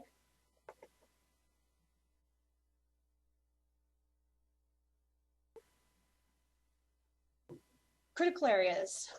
So as I mentioned, there's a Category 3 wetland located on the western portion of the site. According to the municipal code, it requires a 110-foot buffer. The applicant is proposing some buffer width averaging. So here's the edge of the wetland, and then the wetland buffer is this green area here, 110 feet. The buffer width averaging is proposed here. So this portion of the buffer would be reduced, and then additional buffer would be added here, this blue part, and up here. Also proposed is the wood chip trail. located in the outer 25% of the majority of the buffer, with split rail fencing. And there's also a proposed stormwater outfall, located within the buffer. And I'm sorry, I don't have a picture of where that is. It's right in this vicinity, I believe. And that has specific requirements that it has to meet per Department of Ecology Stormwater Management manual. So the applicant's proposing buffer enhancement and restoration. And that includes removal of the existing driveway, as I mentioned, up along the north portion of the site out to Anacortes Road. So they're looking at removing that existing driveway, tilling the soil, and adding supplemental topsoil and spraying the exposed topsoil with native hydroseed herbaceous mix. The applicant proposes to allow that existing pasture area, the mowed lawn, to grow, creating an herbaceous meadow with a forested canopy component. So the applicant's proposing to plant 19 Douglas firs within the buffer area. And then finally, there is a approximately 30-foot wide by 170-foot long area that's proposed to be planted with additional native shrub species in order to increase the habitat here, native vegetation cover, habitat, and functionality of the buffer. And we saw the photo a little while ago that showed that this area is primarily mowed all the way down to the edge of the wetland here. So that area would be enhanced and monitored and maintained for a minimum of 5 years. Ms. Grage? Yes. The wood chip trail, is that a pedestrian trail or is it going to be available for anything? It's a pedestrian trail for residents of the development. Will that be restricted to prohibit bicycles or mountain bikes? Well, we could talk to the applicant about that. It would be wood chip, so that's certainly something that the commission could require. I don't know that the applicant is proposing that at this time.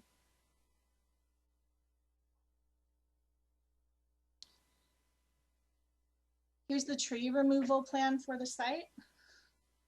So I've highlighted all of the existing fir trees, and their diameters are shown here highlighted in yellow. And all of those trees are proposed to be removed.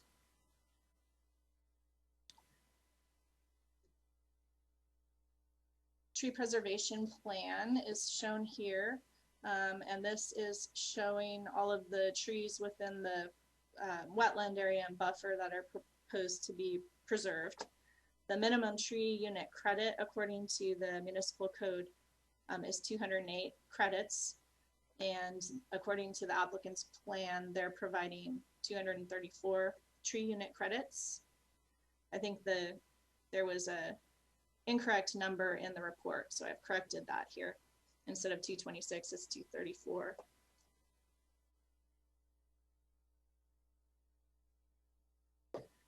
This is the landscape plan for the development. So you can see the mitigation area here, or the enhancement area, excuse me, the new Douglas fir trees in the buffer. Some type B landscaping along the southern border to provide some buffering between the existing residential development to the south and the drive aisle here. And detention pond landscaping, and so landscaping throughout the site.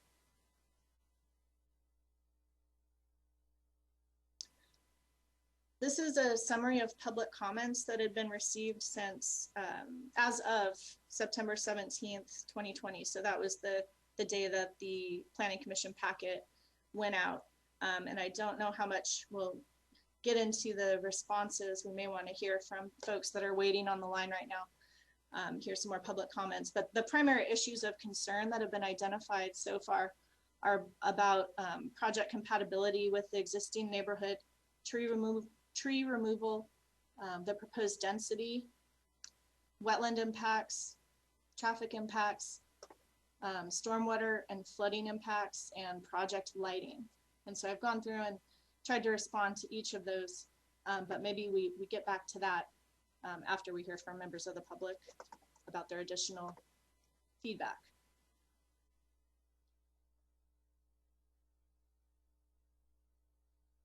Staff's reviewed the entire application and all of the public comments received, along with the review criteria for preliminary land division and site plan review, which are listed out in the code.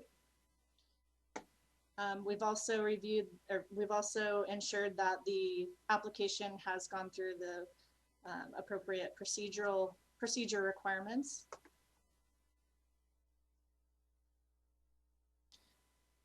And staff's recommending approval of the site plan and preliminary unit lot subdivision, subject to a multitude of conditions.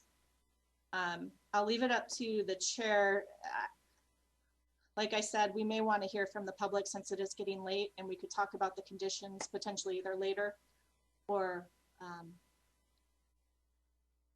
I'll leave it up to the commission to tell me what you'd like to do. Why don't we proceed and come back to the conditions after discussion and public comment?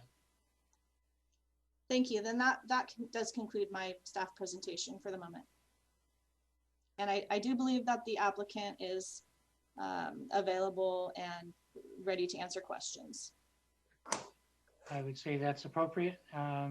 Is the applicant available, and do you have anything to add?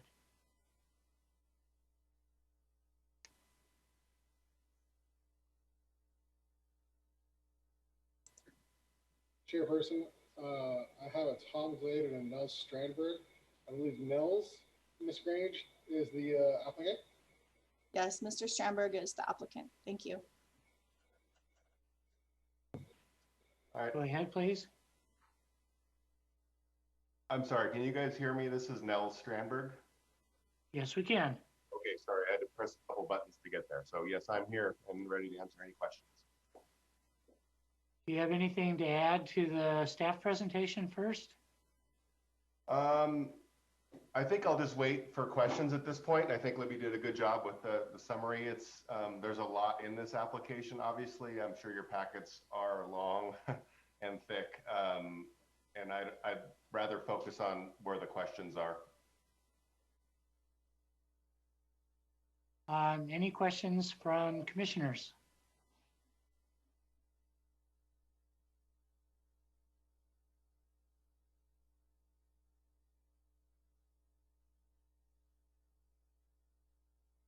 I actually have a question for Ms. Grage.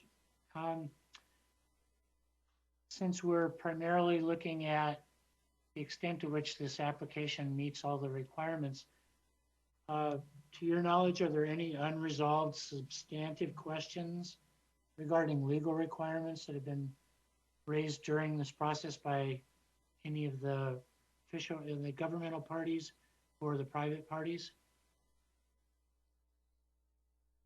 Have they all been addressed and resolved to your satisfaction? They have. Some of the comments came in as late as 3 o'clock this afternoon, so I have not had I have not been able to go through all of them in detail.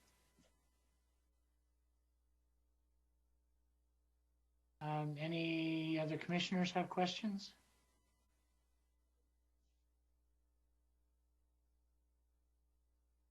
I'll go back to my earlier question about the grading and filling, and just the impact that would or could have on what was described as a water table, fairly shallow, and how is that being resolved?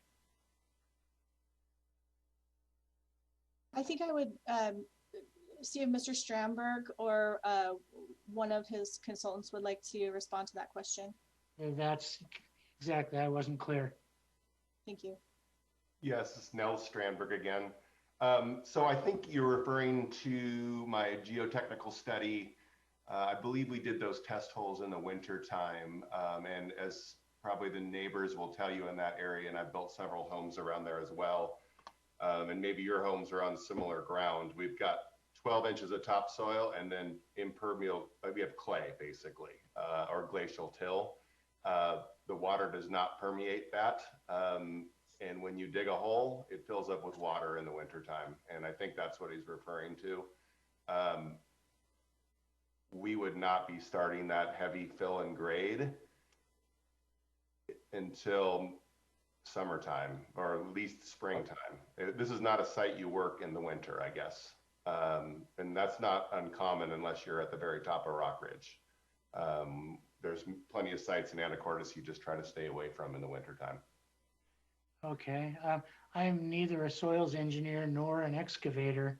Yep. My question has to do with just educate me about the process of the grading and filling, and what does that do to the flow of drainage on the site? Well, I mean, I'm not a soils engineer either, but I have been building homes for 28 years. So my feeling on this site is that groundwater is not being transferred subterranean. The ground is impermeable. So as a builder and a developer and my engineers and geotechnical people, we have to be very careful to capture the surface water, the water off the roofs, the roads, the lawns, and we've made a very careful plan to do that. We also have some French drains involved as well, but that's basically just to capture more surface flow. Thank you. That answered my question, because I was really wondering if there were any sort of subterranean impacts, but apparently not. Thank you. You bet. Any questions from other commissioners? Ms. Ruther? Yeah, I was looking at the traffic study, and it said that it had level of service A for the surrounding streets. Did you look at all at what the level of service would be for Anacortes and Highway 20? Because I live at West 4th, and sometimes making a left out of there is really hard. Not anymore, because everybody's working from home. But I just wondered if that was, I didn't see if that was evaluated as part of the study. I assume that's a question for me. Is Steve anybody? Is Steve Lang on? Is he available? Because I don't know that I have the perfect answer for that. I think what I remember, without digging in, and it would take me 15 minutes to answer that question, is that we did our original traffic study. The city asked us to reevaluate several intersections. We did that with an addendum to our report, and I don't have the answer off the top of my head, except for we met the criteria easily on every intersection. But if you want the answer for that, it's going to take me time to read the report again. Okay, it's just I go to that intersection every day, and now it's fine. But like sometimes if it's busy, it's hard to make a left turn out of there. So if anything was going to fail, it would be that. Which maybe I don't know the directionality of the traffic from this development, so it might not do anything. But that was just being a resident. That was my concern, and I couldn't find it in there. Is that did you say the intersection of Highway 20 and Anacortes? Yeah. Yes. I'm sorry, I can get back to you with that answer, but I can't remember whether we addressed that or not. I would assume, just living in Anacortes for almost my entire life, that the majority of people will be taking a right-hand turn. But that's just my experience. Yeah. Thank you. Mr. Chair. Yes. I was just going to say, I was just trying to take a quick look through the report, and I didn't see right off the bat whether that intersection was looked at. Is Mr. Kaufman, do you know if Mr. Lang is online? Mr. Lang is online. Sorry, he wasn't raising his hand. I wasn't sure. He's not raising his hand. Okay.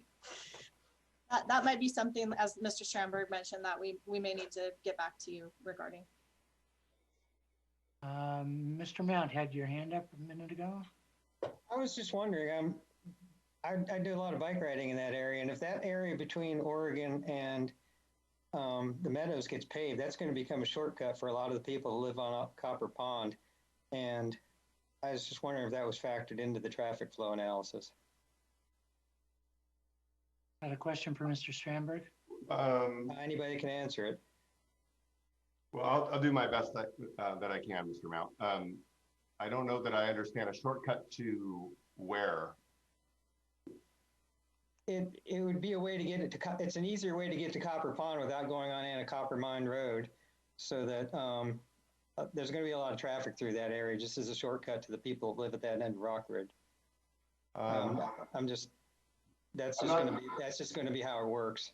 I'm not sure that's actually true. When I look at, I've measured, and I can't predict how people are going to turn left or right, but when I look at the entrance of our development, which is right at the intersection of Meadows and the West 12th Rock Ridge, where that gravel entrance is, when I measure that, it measures the same distance to the intersection of Highway 20 and Anacortes.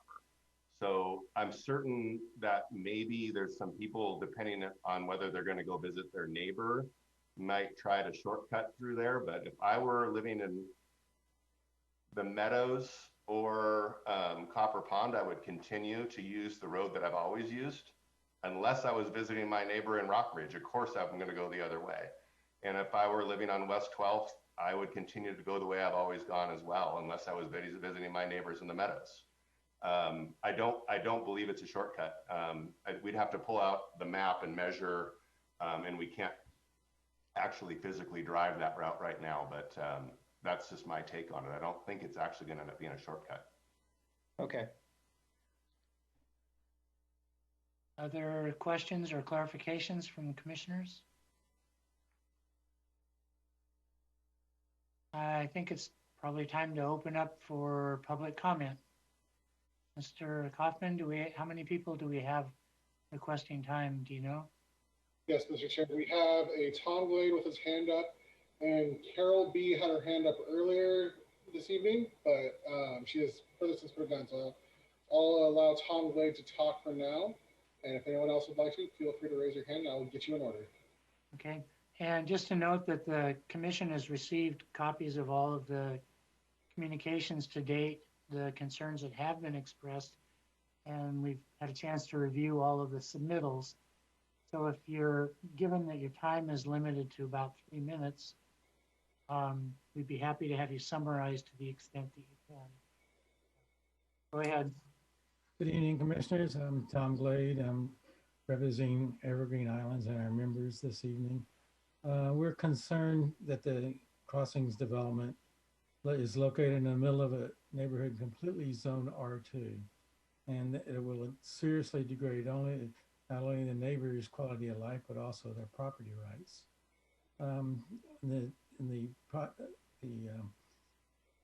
The report, it says that the notes that the cottage development is completely surrounded by R2. And then there is a section about density, and it's, there's lots of numbers in there, but it simply comes down that there's twice as many units per acre. So if you look at the plat map of those neighborhoods surrounding it, just imagine that there was twice as many lots around the development. So the cottages occupy 6% of an acre. The Meadow Lane parcels are about 20% of an acre, and the Copper Pond parcels are about 15% of an acre. So you can see it's much, much denser than the surrounding neighborhood. So, we're concerned about that. And so in the Anacortes comp plan, it says that the cottage housing may be allowed under certain circumstances. And so I wonder what the certain circumstances are that allow this proposal to be permitted. So that's one question for me. And then our other concern, or one of our other concerns is that the this project is ideally suited for short-term vacation rentals. And so, there's only one car and not really a garage or anything. So, it could be easily turned into a group of short-term rentals, which would be basically a small commercial motel in the middle of a residential zone. So I was wondering if any of the neighbors have expressed approval of this new development within their neighborhood.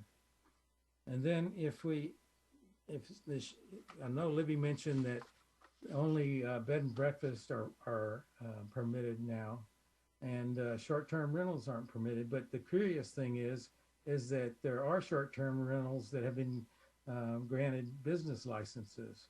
And so also, if you look out on the web and look for vacation rentals in Anacortes, there are several vacation renters are already in Anacortes that are not permitted supposedly, but they're there.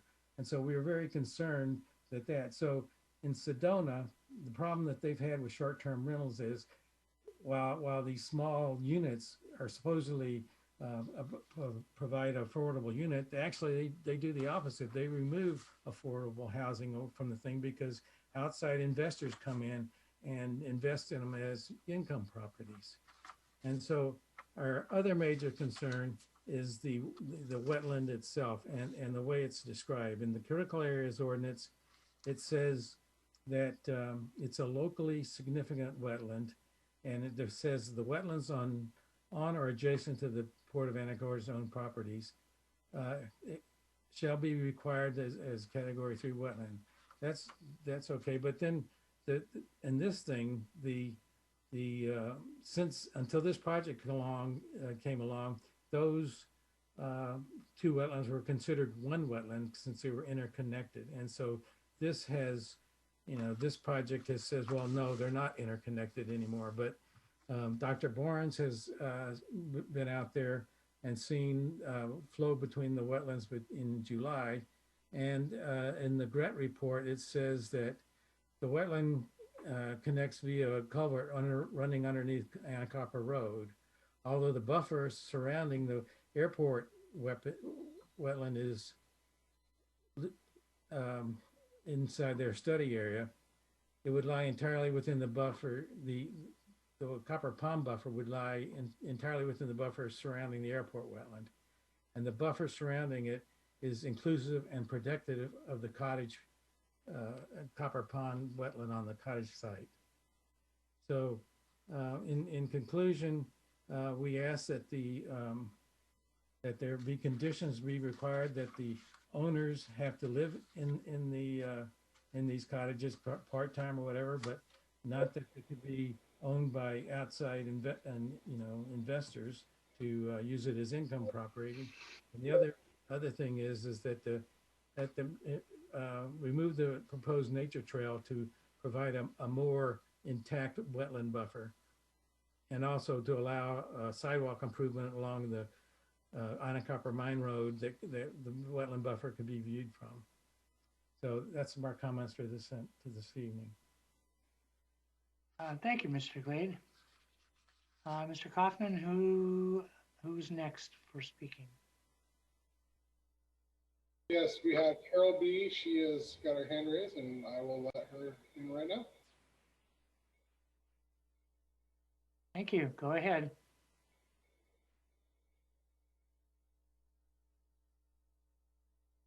Can you hear me? Yes, we can. Okay. I live at 3934 West 12th Street in town in the Anacortes Pond area, wetland area. So I want to thank you for allowing me to comment and represent the Copper Pond wetland tonight, one large continuous wetland. The city planning department issued a DNS for this cottage construction building project located at 1905 Anacortes Mine Road on September 2nd, 2020. They said that due to the SEPA environmental checklist, no EIS was necessary. I strongly disagree with the issuance of a SEPA DNS for this proposed project. I strongly recommend that a determination of significance be issued for this locally significant wetland, one large continuous wetland, the Copper Pond wetland. It's not two separate wetlands. It's with differing drainage patterns. So therefore, I strongly recommend that a full EIS, environmental impact statement, be done on the site to know and address all the impacts associated with this project that's proposed in this wetland. I think that Copper Pond, in my opinion, was classified incorrectly due to it being dissected, bifurcated, and drainage diverted away from it due to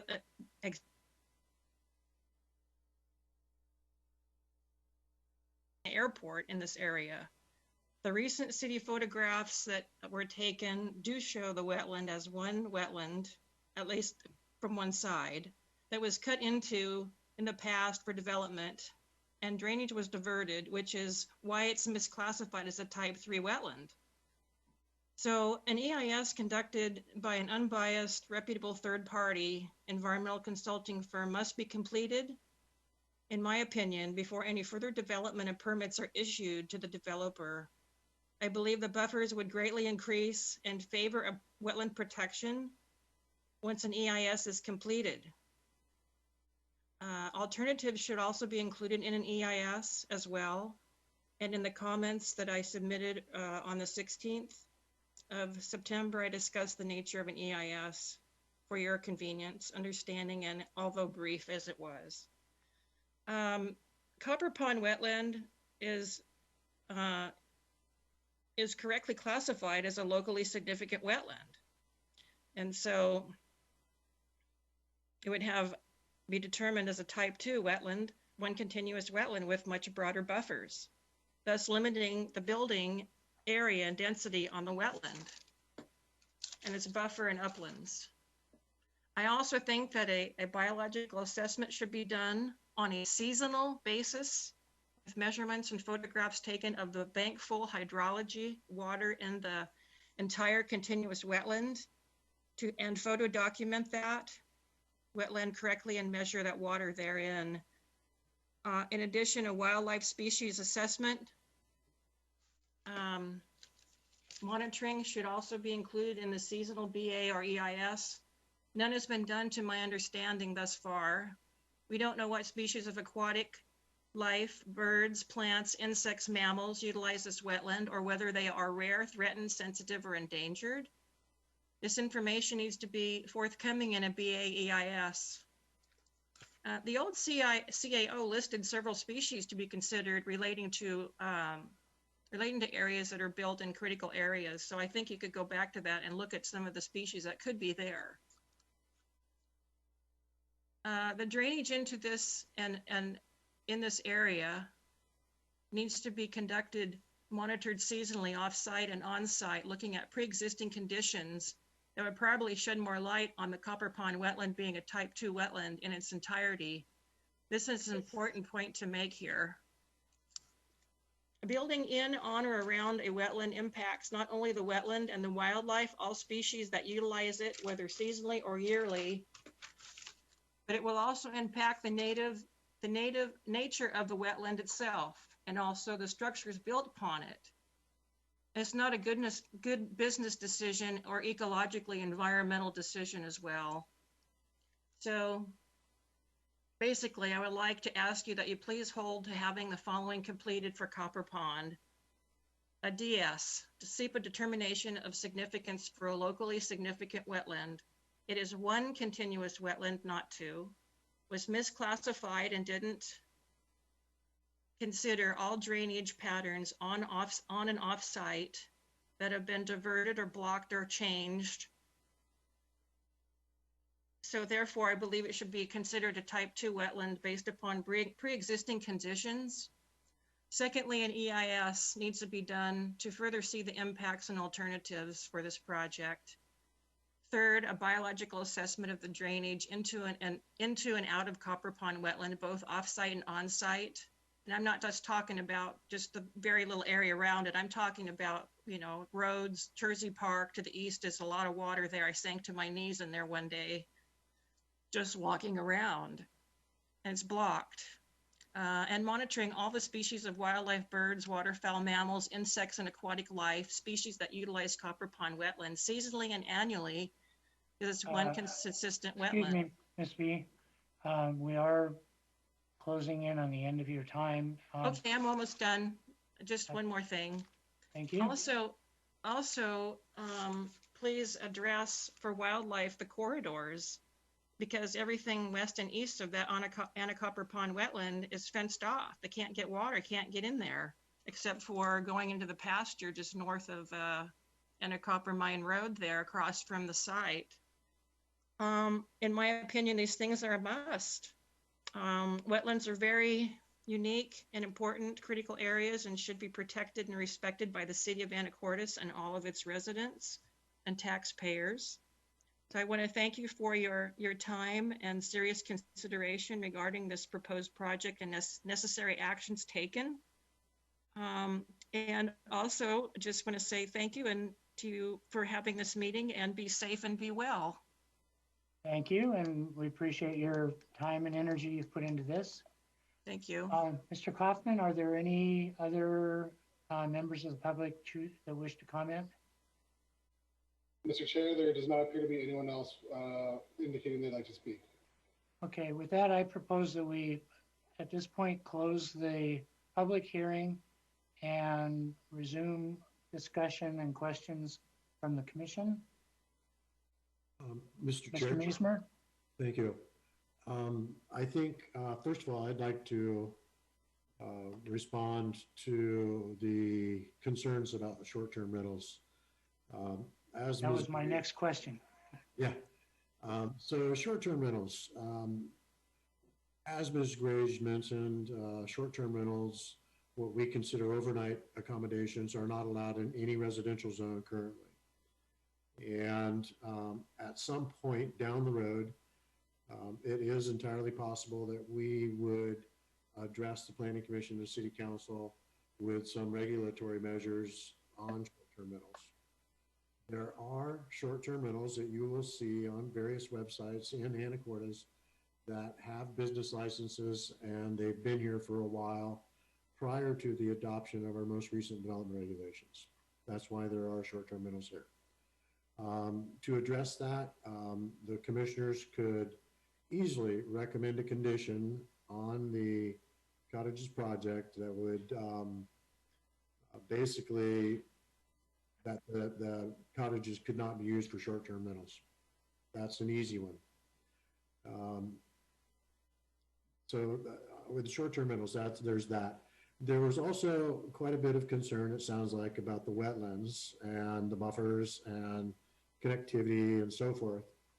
So the applicant, from looking at the attendees list, has their wetland professional scientist here tonight, and perhaps she could go ahead and address some of those concerns for the commission.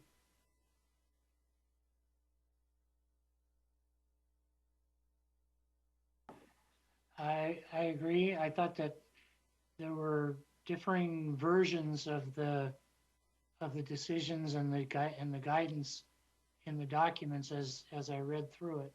So some clarification would be useful. Who would you suggest we hear from? So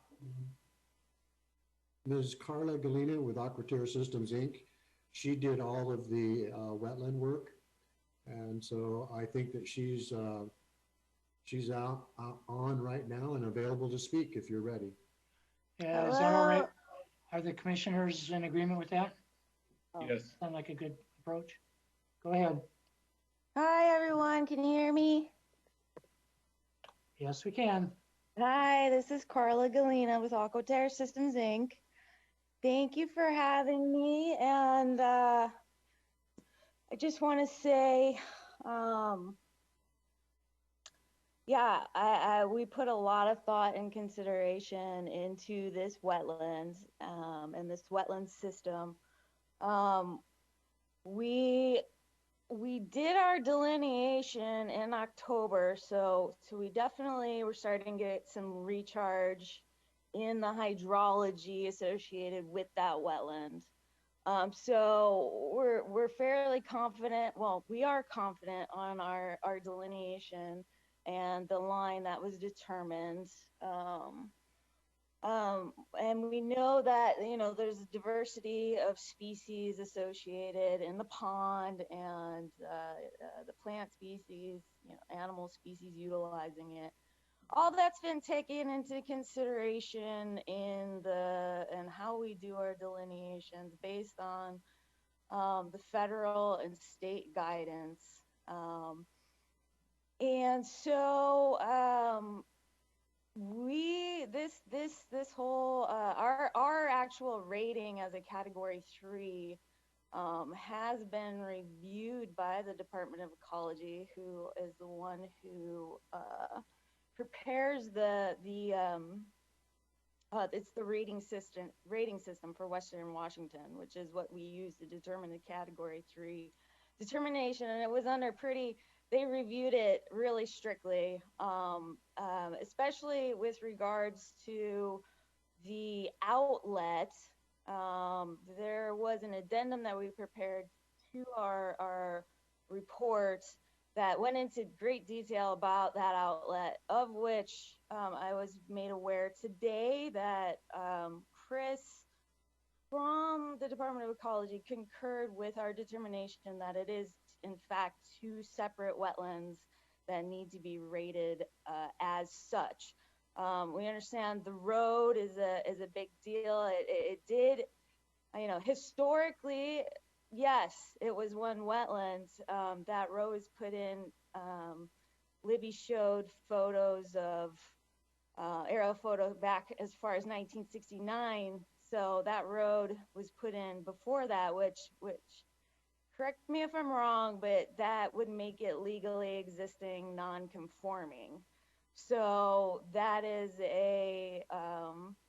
that effectively in its nature creates it into 2 separate wetlands, and it has to do with the hydrology flow too. The road was constructed in a manner that it's actually where the culvert outlets, it's high enough that it holds water in the wetland versus allowing it to flow bilaterally. So a connection between the two different sections of the wetland. Instead, it takes you know, high water to get it up and above and out into the adjacent wetland. And because of that, that's why we have to call it 2 separate wetlands.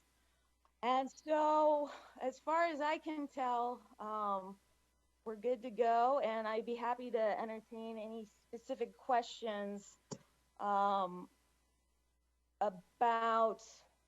that. The only other thing I was going to say in regards to the GRET report that they had done historically, we used a lot of that information in our determination. The reference to the buffer, though, that it would include the project wetland, that the crossings wetland. I'm not sure how they came to that determination, because per code, only fully vegetated buffers with predominantly native plants will be considered. Lawns, walkways, driveways, and other mowed, cultivated, or paved areas will not be considered buffer. So in our report, we actually show a break in the buffer between those two. The road is the break in the buffer for both of those wetlands. So anyhow, I'd be happy to answer more specific questions if you have any. Thank you for allowing me to speak. Thank you. So if I understood correctly, the primary feature that separated it into 2 wetlands is the one-way flow of water through the culvert and the road that bisected it historically. Correct. Mr. Chair. Yes, that's great. Thank you. Yeah, I just wanted to note, and I should have done that in my presentation, that yes, staff has worked with our staff person in our office that is a wetland biologist, and also very closely with the Department of Ecology wetland staff on this particular project, because we knew that there were some public concerns about it. And so we did put in your packet the email from Mr. Lurkins at Ecology, concurring with the ATSI's determination that the two wetlands, according to the DOE wetland guidance, should be separated in terms of their rating or evaluation.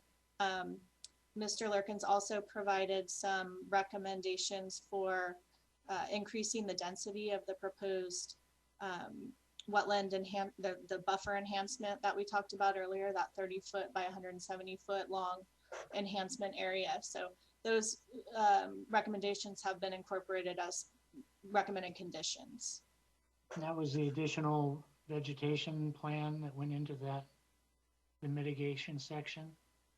I'm sorry, could you say that again? That was the addition of more vegetation into that mitigation area? Yeah, more vegetation and faster growing vegetation. Other commissioners have any questions?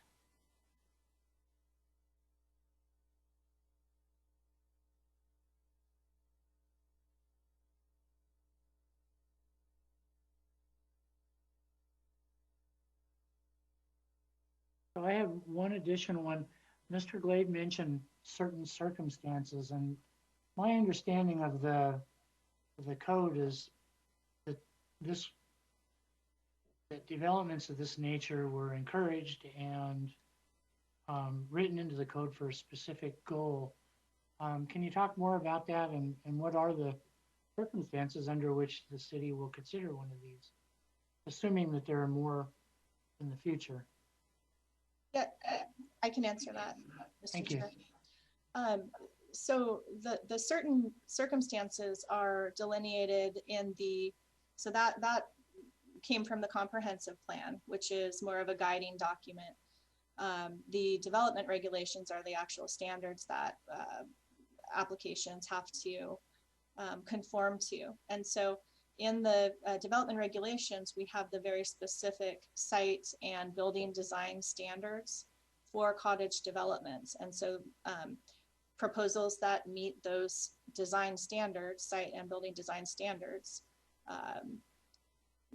can be approved as cottage housing developments. Thank you. Mr. Graff, I see you wiggle. Thank you. Hey, Mr. Meisberg, Libby. One second here, we're having an issue here with.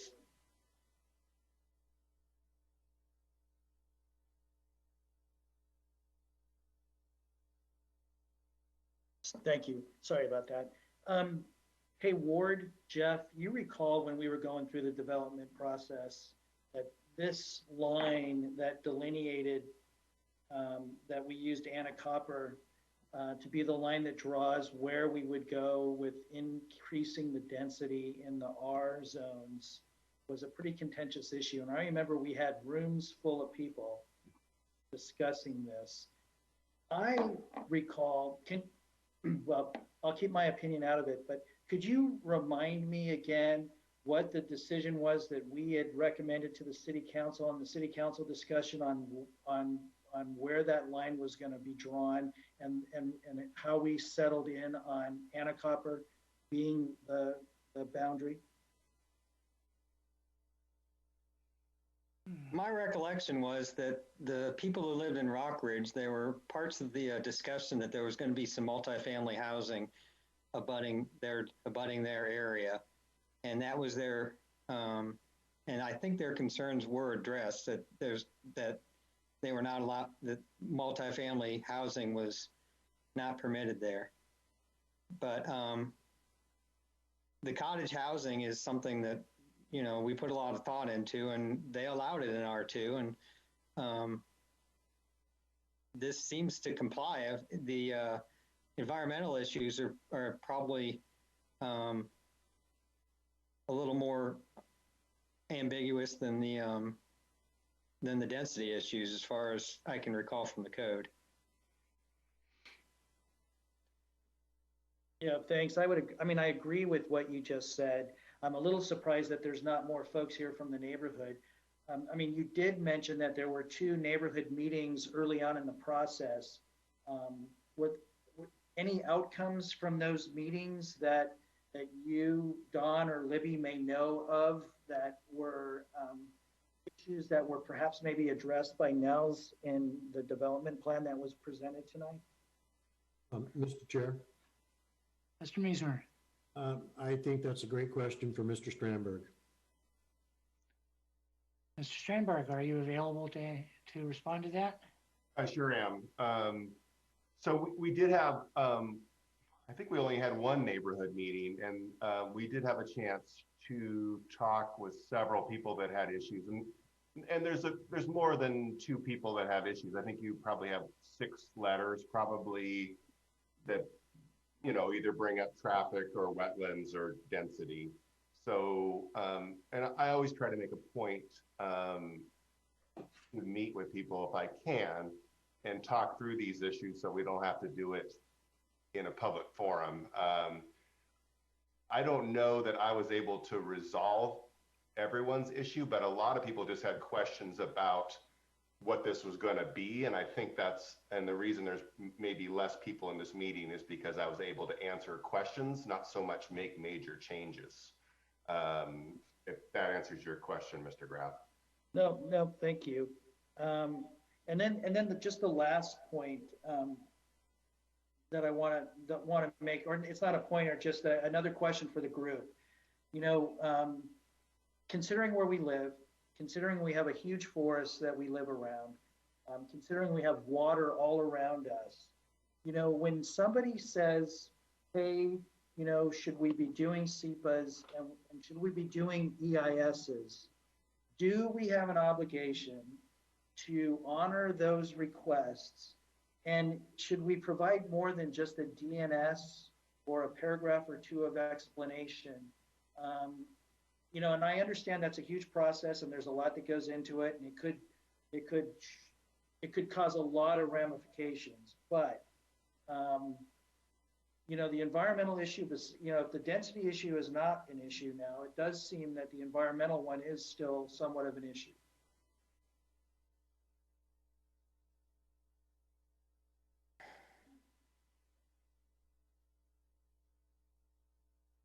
Mr. Musemer, could you help me with that question, please? Yeah. Sorry, I was just thinking for a moment there. So, Mr. Chair, so, you know, typically ERSs are completed when your local codes don't address everything. In this case, we have a mitigated determination of non-significance with several conditions attached to it.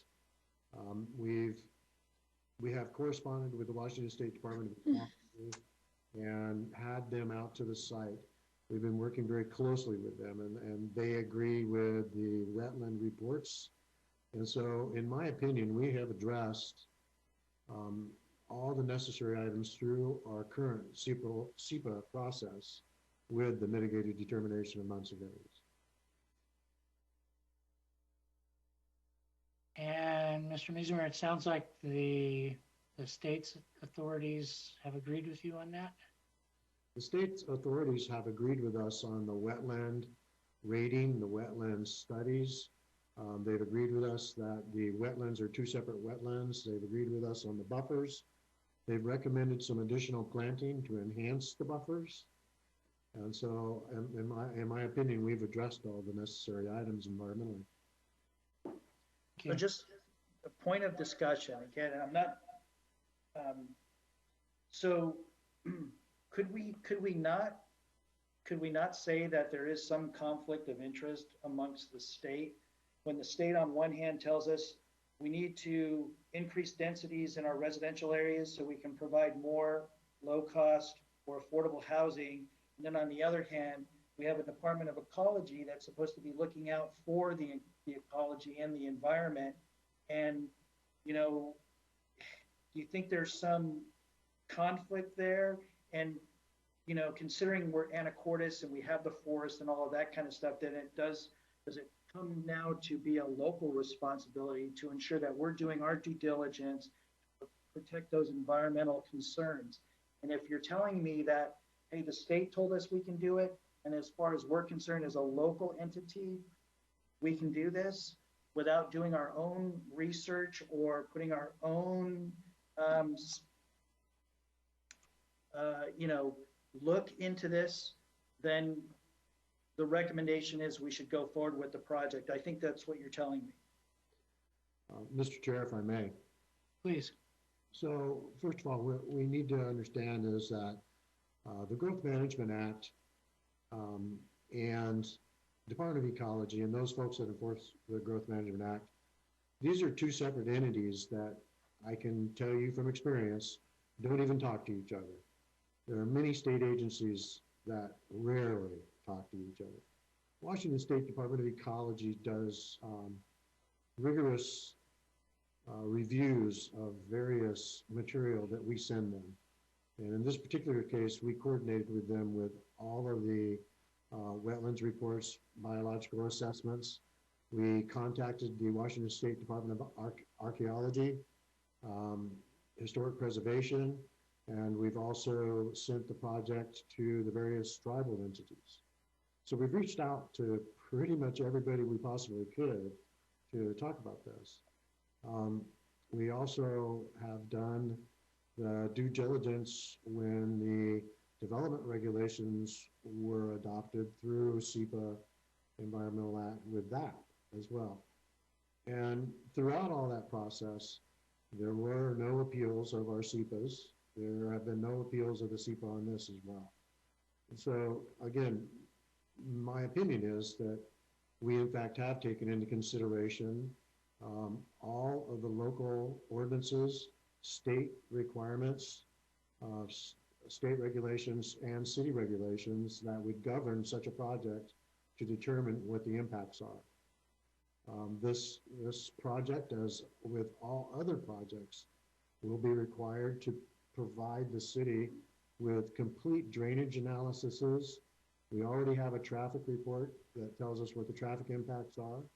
The storm reports will be reviewed by a third party for compliance with the Washington State Stormwater Act and our stormwater permit.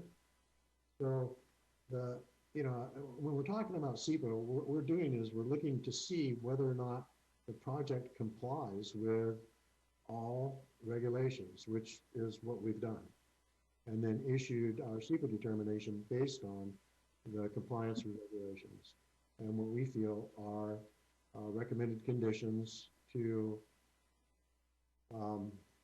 address any potential concerns, which are, for instance, in the critical areas ordinance, you'll see that there are requirements for shielded lighting and downward, force lighting to prevent any impacts to wetland habitat, and that's one of the conditions.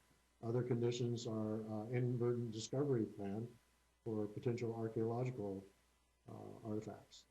So again, in my opinion, I feel that we've addressed all the concerns based on the regulations at hand. Mr. Miesemer, what kind of further scrutiny or review is considered for assuming that this goes forward? I don't think this is just the end of all of the reviews, is it? Mr. Chair, no, it's not. So the applicant will be required to submit construction drawings, civil drawings. They will have to submit their final stormwater report, which we'll take out for third-party review. And of course, then all of their building drawings, their mitigation plan for replanting in the buffer. All of those things will need to be approved and reviewed and approved prior to any construction taking place on site. They'll also be required to have site inspections before they do any construction to ensure that we have erosion control measures up, that we have delineation fencing around the buffers, and of course, after the planning commission review and recommendation, then the city council will also be looking at this. Thank you. Any other questions or comments from the commissioners? Ms. Grage, I see a hand up. I just wanted to note that I did hear from Mr. Lang, and it sounds like the Ms. Ruther's question about the level of service, adopted level of service and impacts from the project at Anacortes, Mine Road, and Oaks Avenue. According to our concurrency model, that would operate at a LOSB with the project. Can you say what LOSB means? Sorry. That means that the intersection will not decline below the adopted level of service with the project. So it meets concurrency. I'm still learning. Yeah, no, thank you. And then Mr. Chair, if I might also, a lot of the conditions that Mr. Musemer, or a lot of the requirements are listed as recommended conditions of approval in the staff report.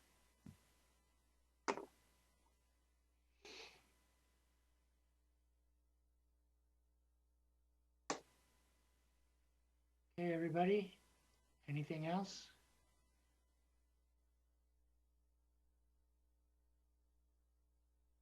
Mr. Jarecki.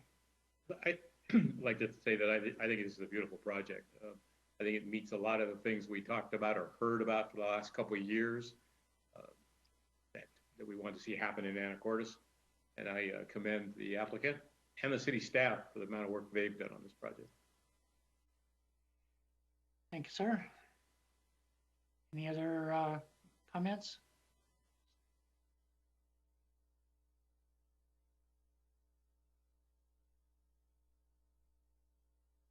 Okay, so now would be the time somebody would make a motion. Well, since I just said that, I think I ought to say that I make a motion that we approve the application.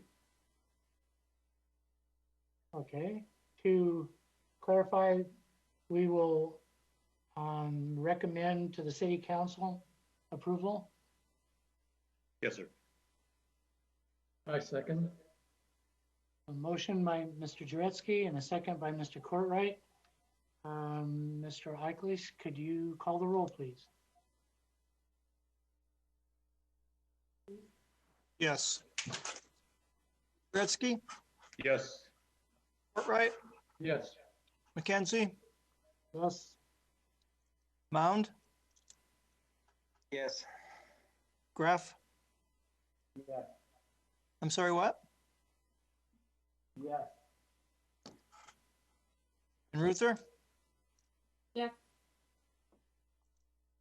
The ayes have it. We have 6 votes yes.